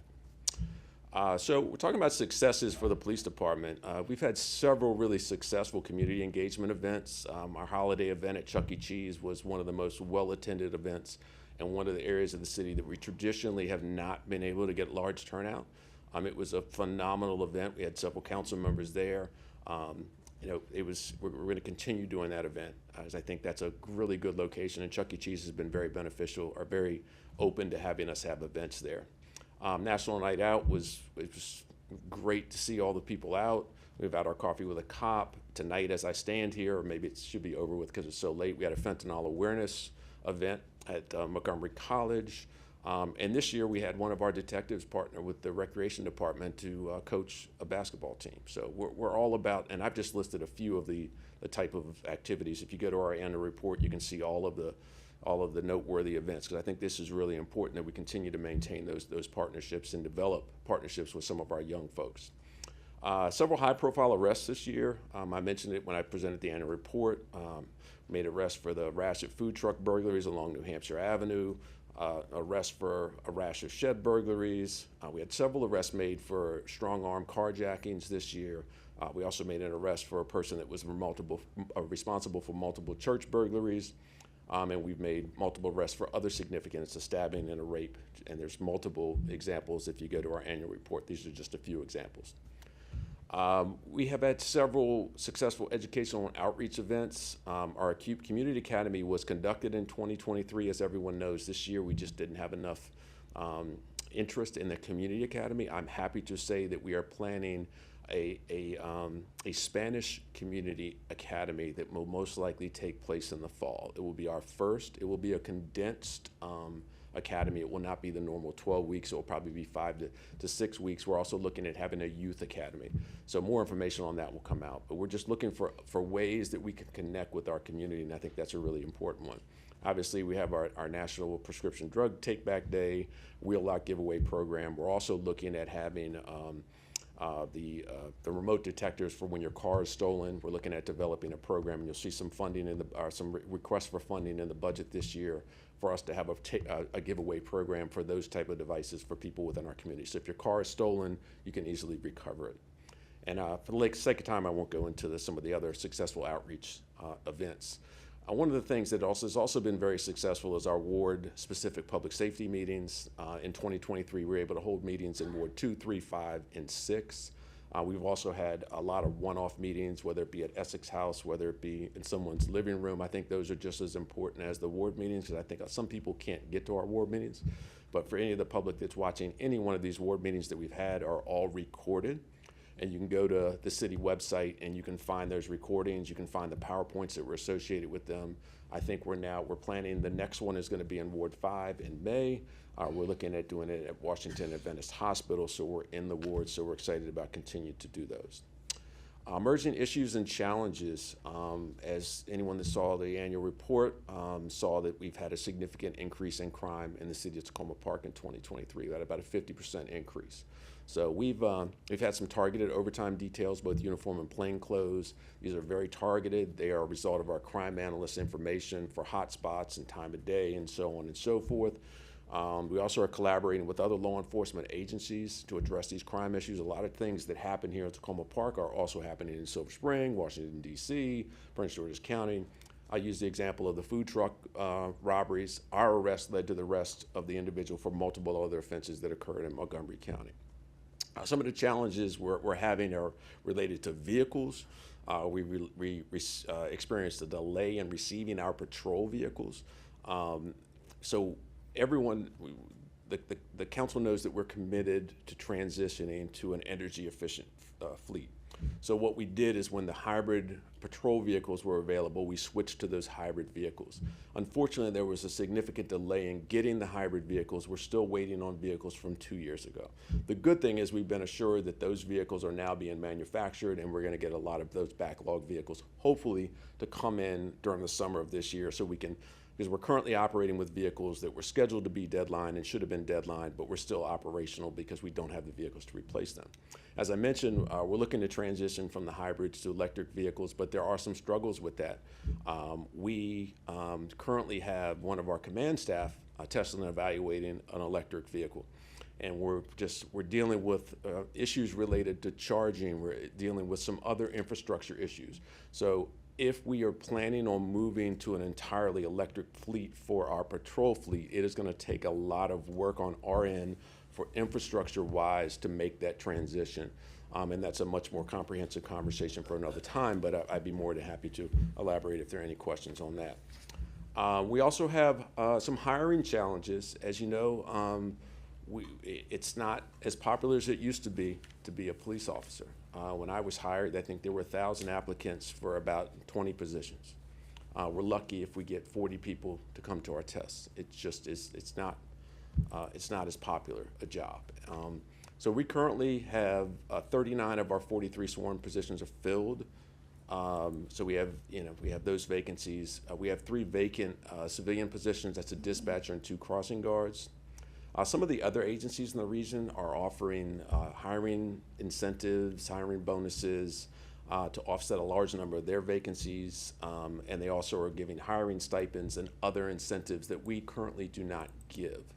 And as I said earlier, we just haven't seen a shrinking applicant pool as far as the number of people that want to be police officer candidates. So I do want to stress one thing, and I think I've said this every time I've stood here, is we are not going to sacrifice quality for quantity. The people that we're bringing here we're bringing here because they're quality individuals. So I'd rather work with 25 good police officers than 25 good ones and 13 ones that are not. So our standards are not changing in that regard.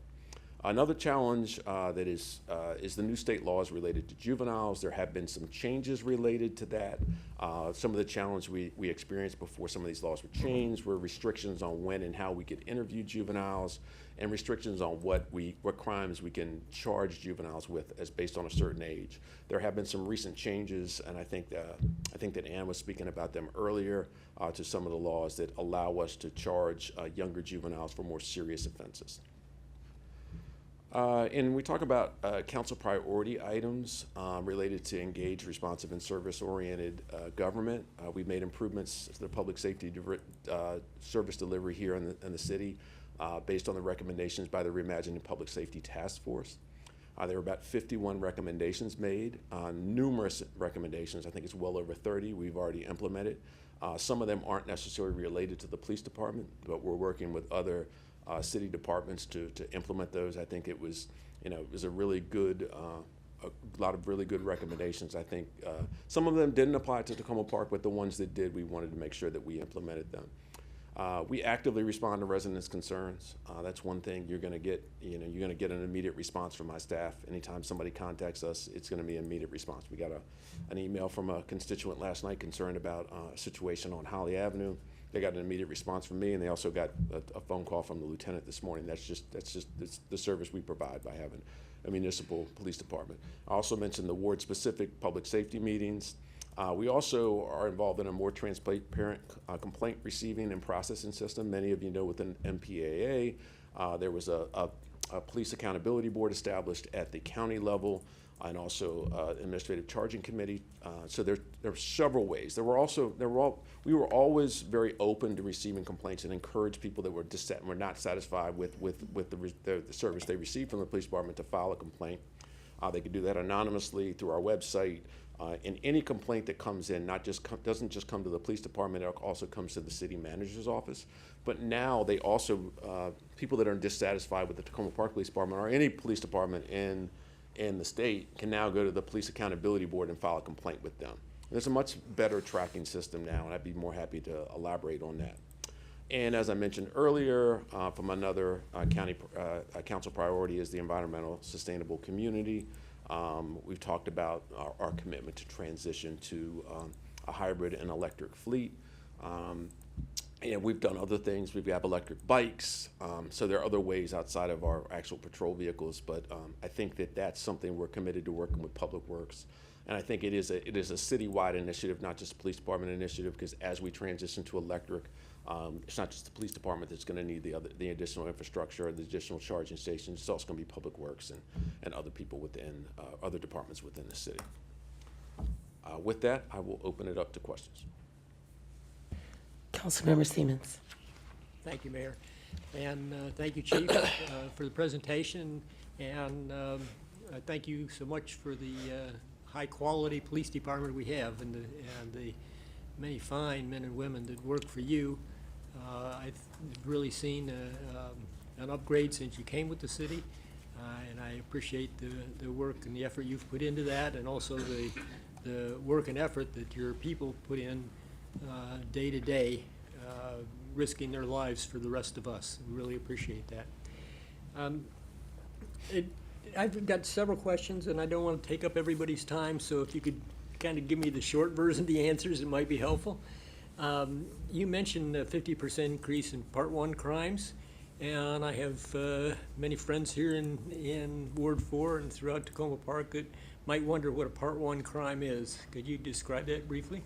Sure. The Part 1 crimes are serious crimes, our murders, our burglaries, our motor vehicle thefts, and so on and so forth. They're the serious crimes. They're not our minor drug offenses or anything like that. They're serious offenses. How have drug offenses gone during the same period of time over the last year? Is that drug offenses have pretty much remained steady. I will say this, that fentanyl is a driving force on a lot of our crime, especially our number one location in the city, our Walgreens. I'd say 95%, if not more, of the crimes related there are related to fentanyl and other drugs. So if we're looking at the impact of drugs in our community, it's not more so on the arrest, but it is the perpetrators of crime being involved in using of narcotics. And I said earlier, I don't know that we have enough diversion programs to help them necessarily. To solve the problem is not to arrest the individual. It is to get the person help so they don't continue to perpetuate that same criminal activity.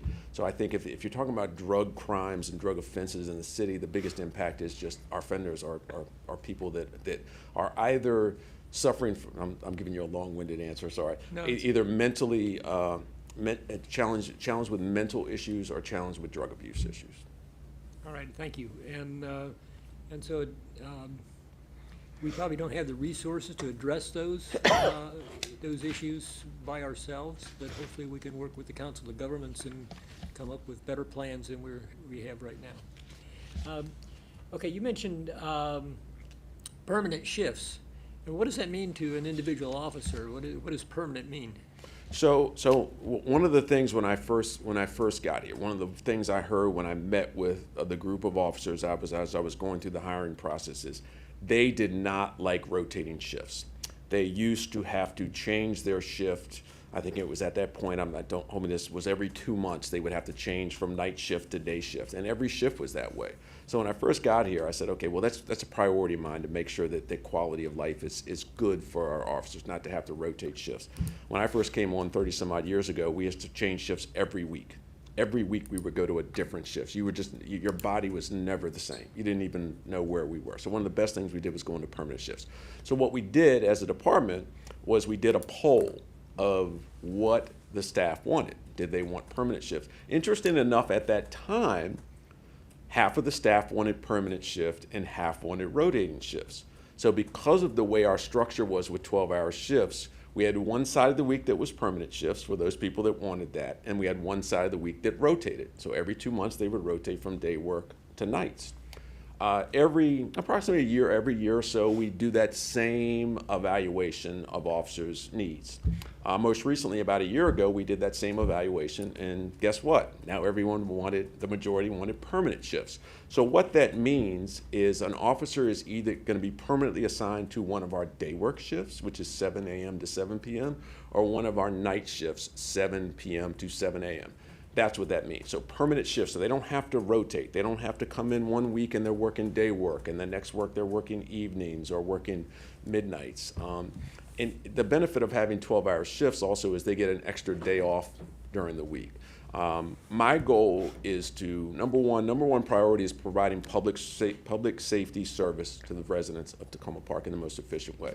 But if I can do that and also satisfy the wants and needs of our staff, we're going to have a happier staff and a more productive staff. So it actually literally worked out. So almost everybody that wanted the shift they wanted, either they wanted night shift or they wanted day shift, it worked out. And there were some people that were really low on the totem pole that may have not gotten exactly what they wanted, but the vast majority of people did. So that's what permanent shifts are. Thank you.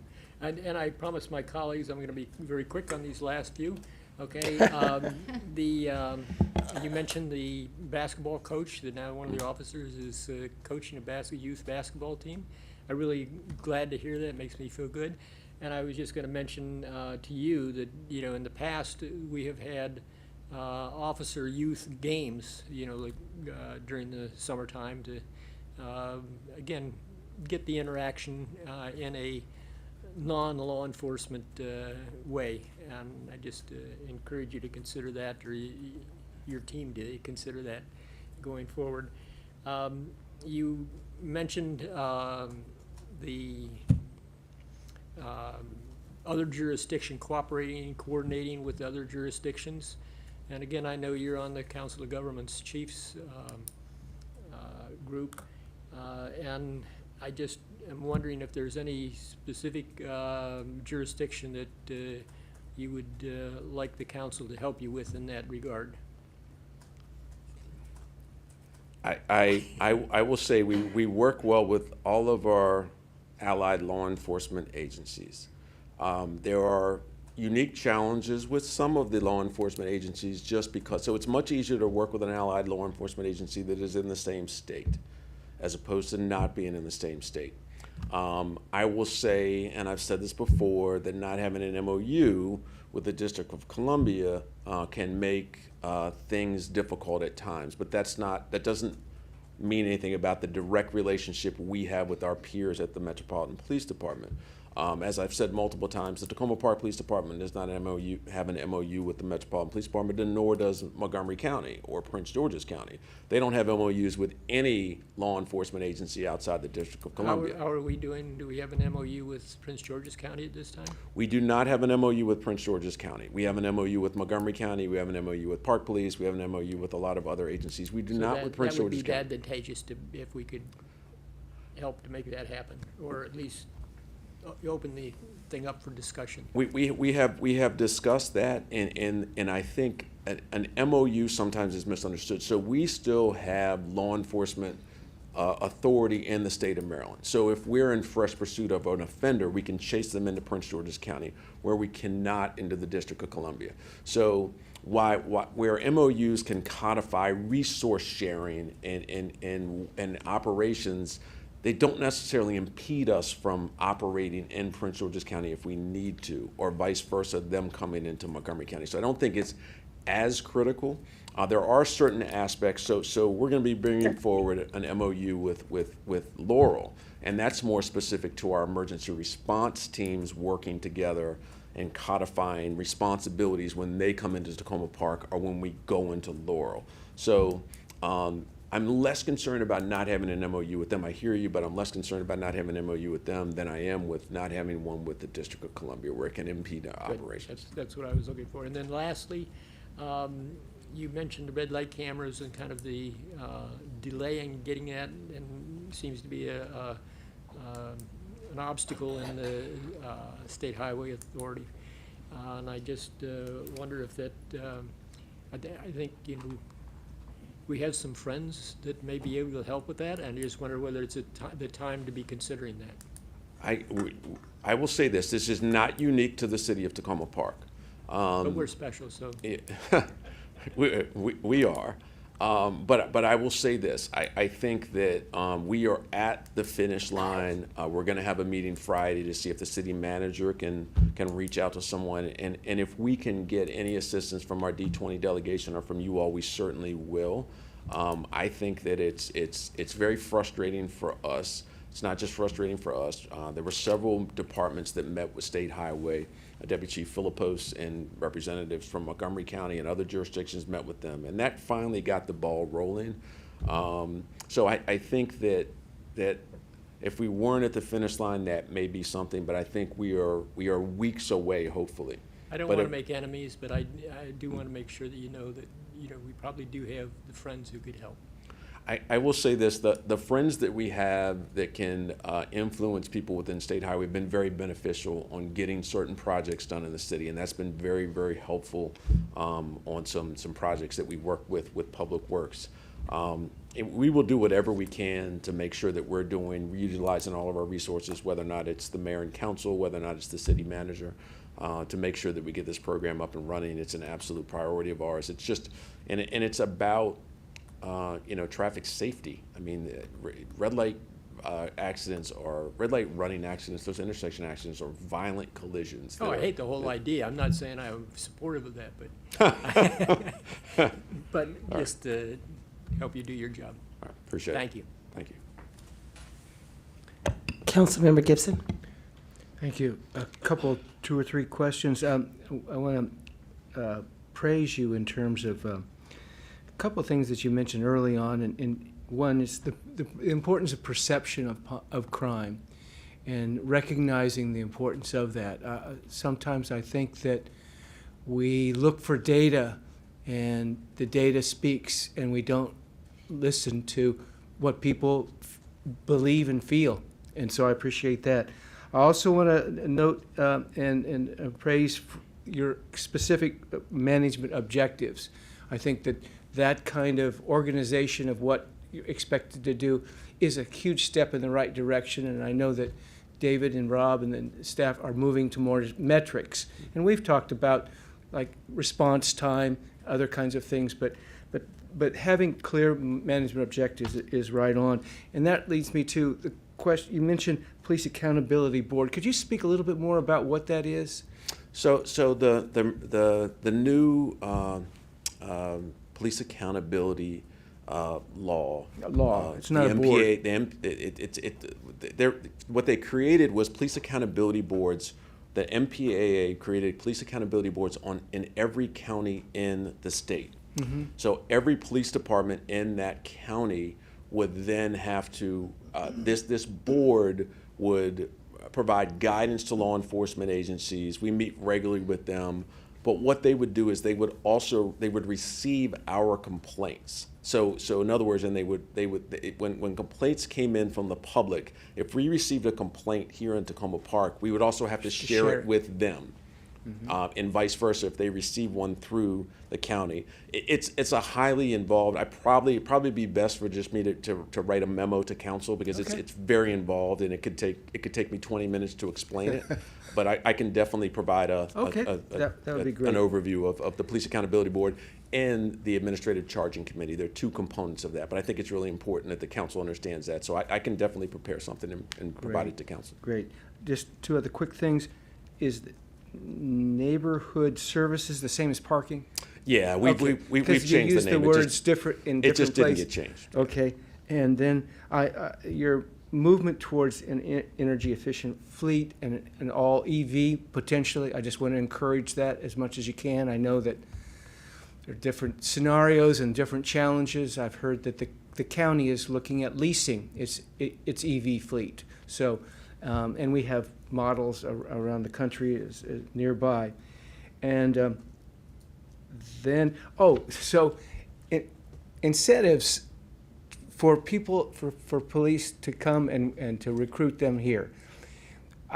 Correct me if I'm wrong, but I would think that 2 incentives or characteristics that would incentivize me is 1, a well-run police department, and a low crime rate relative.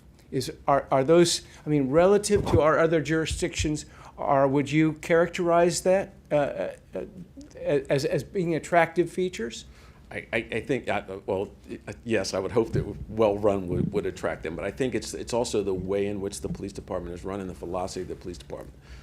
Some police departments are still very geared towards even though quotas are legal, quotas and the enforcement and holding people to certain numbers for arrest and citations, and it's not all about that. So I think, yes, a very well-run police department is important, but also a police department that the benefits and the salaries are important, are really important as well. But people want to feel valued when they come to a police department. And that's what we want to, number one, we want to get them in the door. And to get them in the door, we have to make sure that we're providing the correct salary, correct benefits, the correct equipment, but most importantly, the correct work environment. So when they come here, they feel comfortable and appreciated. So I think that's really important. And I can't remember, what was the other? The other is a relatively, I presume, correct me if I'm wrong, a relatively low violent crime rate compared to PG County or compared to DC. I mean, you want to, you have it, presumably, the job is safer, it's a better environment to work than where you're afraid to walk down the street. But I would think that that's an incentive if it is indeed the fact. To be candid, to be a police officer anywhere is extremely violent. And I think our publics, our residents sometimes don't understand the extreme violent nature of some of our residents and the number of encounters our officers experience. Even though we have a low crime rate, we deal with a lot of very, very serious criminals that are hell-bent on either fighting our officers. We just had an officer in a violent altercation where the individual tried to take his gun from him at the Walgreens. I mean, those are things that happen. But I do think that coming to a community that is safer would be more inviting, but also a community that appreciates police. You don't want to go somewhere where you don't feel appreciated, not only by the department but also by the community.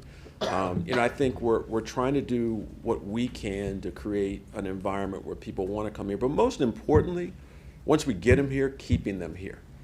We've been successful with that, and I think that's a testament. At times we had a lot of turnover here in the police department, and if you're hiring 3 people a year but you're losing 6, you run the numbers there. You're going to come out on the wrong end of that. But I think that all of the things you said, I think are incentives. I would really like to see, and we've talked about this, some type of incentive for our officers to live in the city. Right now, we only have one officer that lives in the city. And that, I think the more you're connected to the community in which you serve, so you're not only policing here, but you're going to the grocery store. So you're seeing, you're invested in the community, I think is important. And we've talked about different ways to do that. Home ownership here, to be candid, is very, very difficult.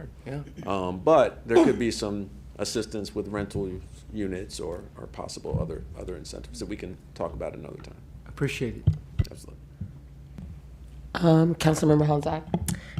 Just a quick thing. Thank you very much for this report out. I just wanted to share that I'm really quite impressed, actually, that it looks like more than half of your revenue as a police force is coming in not from our tax base, but from all these other sources, which I find really interesting as we talk about cost shaving measures as a city over time.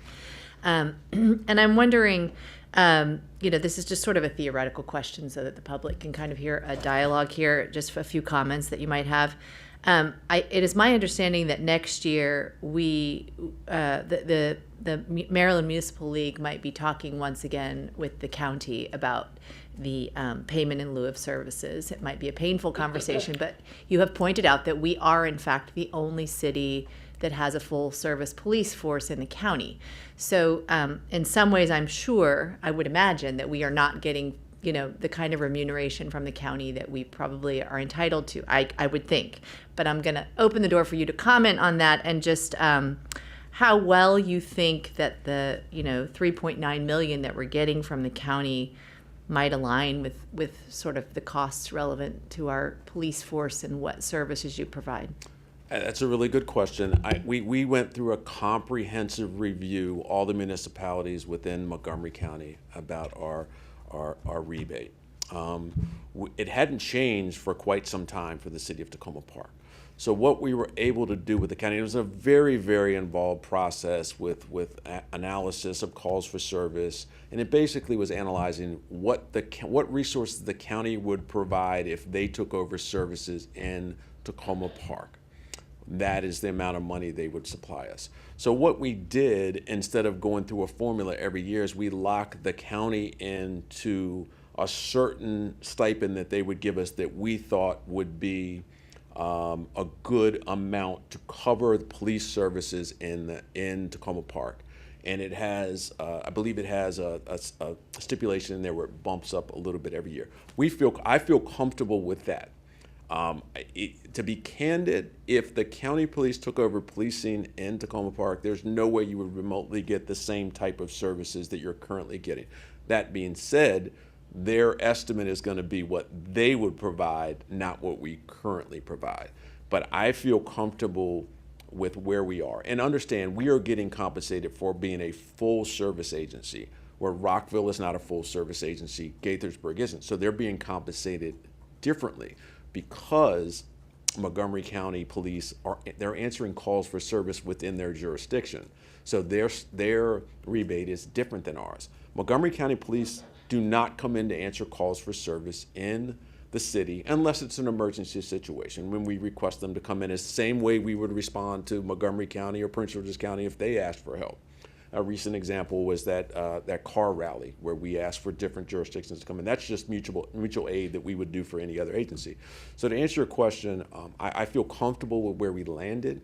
I think having to reevaluate this from year to year, and then you have a different county executive in office, just becomes more complicated. So I think locking it in really put us in a better position financially, so we can estimate from year to year, rather than as opposed to wondering, okay, are they going to reduce what they're giving us? Because now they're going to say, because they had a budget crisis, that they were going to reduce the number of officers in Tacoma Park that they would theoretically supply to Tacoma Park by 6. So I think I feel comfortable with where we landed.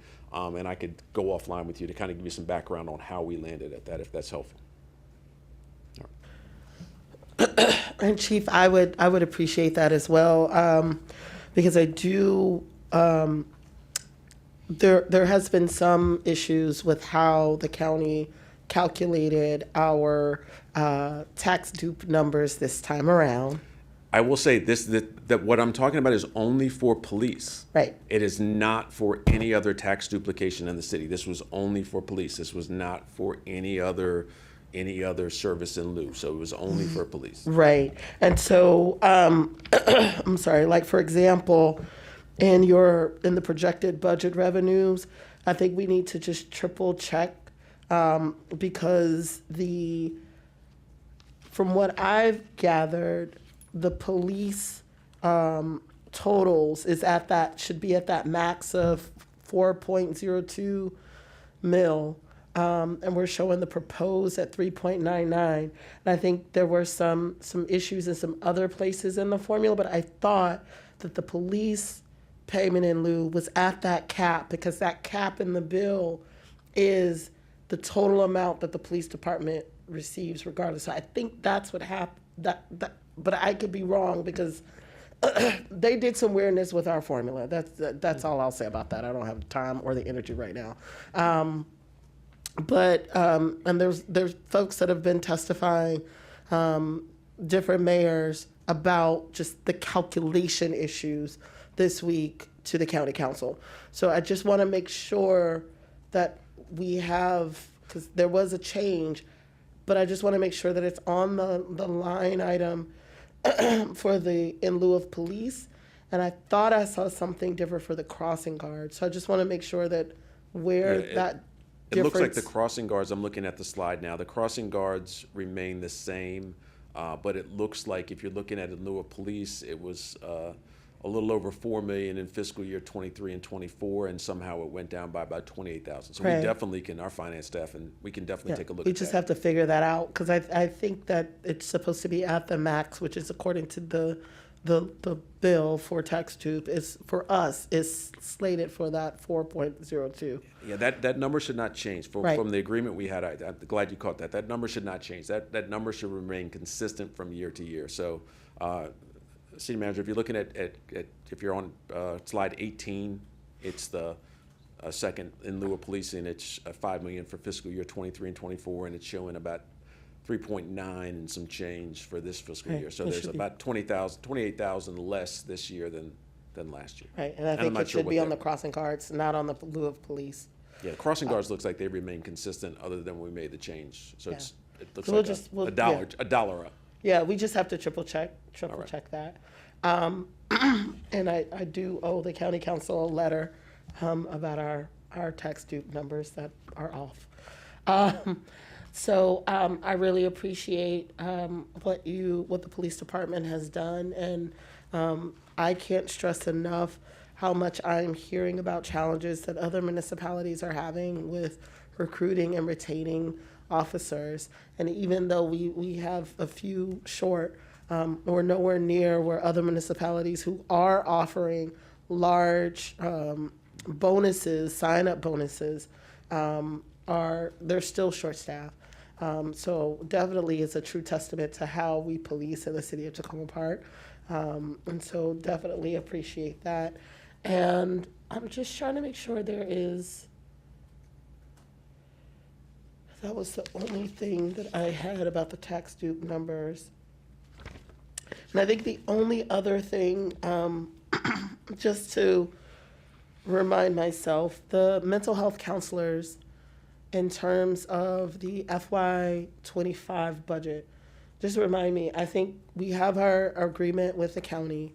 We've used our opera dollars for, our contribution of the 60,000.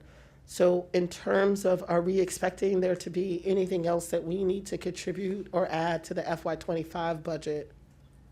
I'm not sure what was allocated for the mental health counselors, but what we had is their salaries and some associated, they may need office equipment, they may need supplies. I have to look at what was allocated. To be honest with you, I haven't seen the exact amount, but it should factor in their salaries and benefits, as well as some incidentals that they may need an office chair, they might need pens or paper. A large majority of what they get, computers and cars, is going to be supplied by the county. So it might not be as high as we anticipated, but we can double check and make sure that we are allocating sufficient funds for incidentals for them. Yeah, thank you. And I don't believe that they are in the police budget. They're probably somewhere else, but I think we have them in the ARPA budget. It's the ARPA budget. Yep. Yeah. Okay, For 2 years. for 2. Okay, perfect. All right, that's all I got. Thank you so much. I don't see any other lights. Yeah, well, no, she was having some internet problems. All right. Seeing no more lights. Thank you all so much. Thank you. We appreciate you, and have a great night. You too.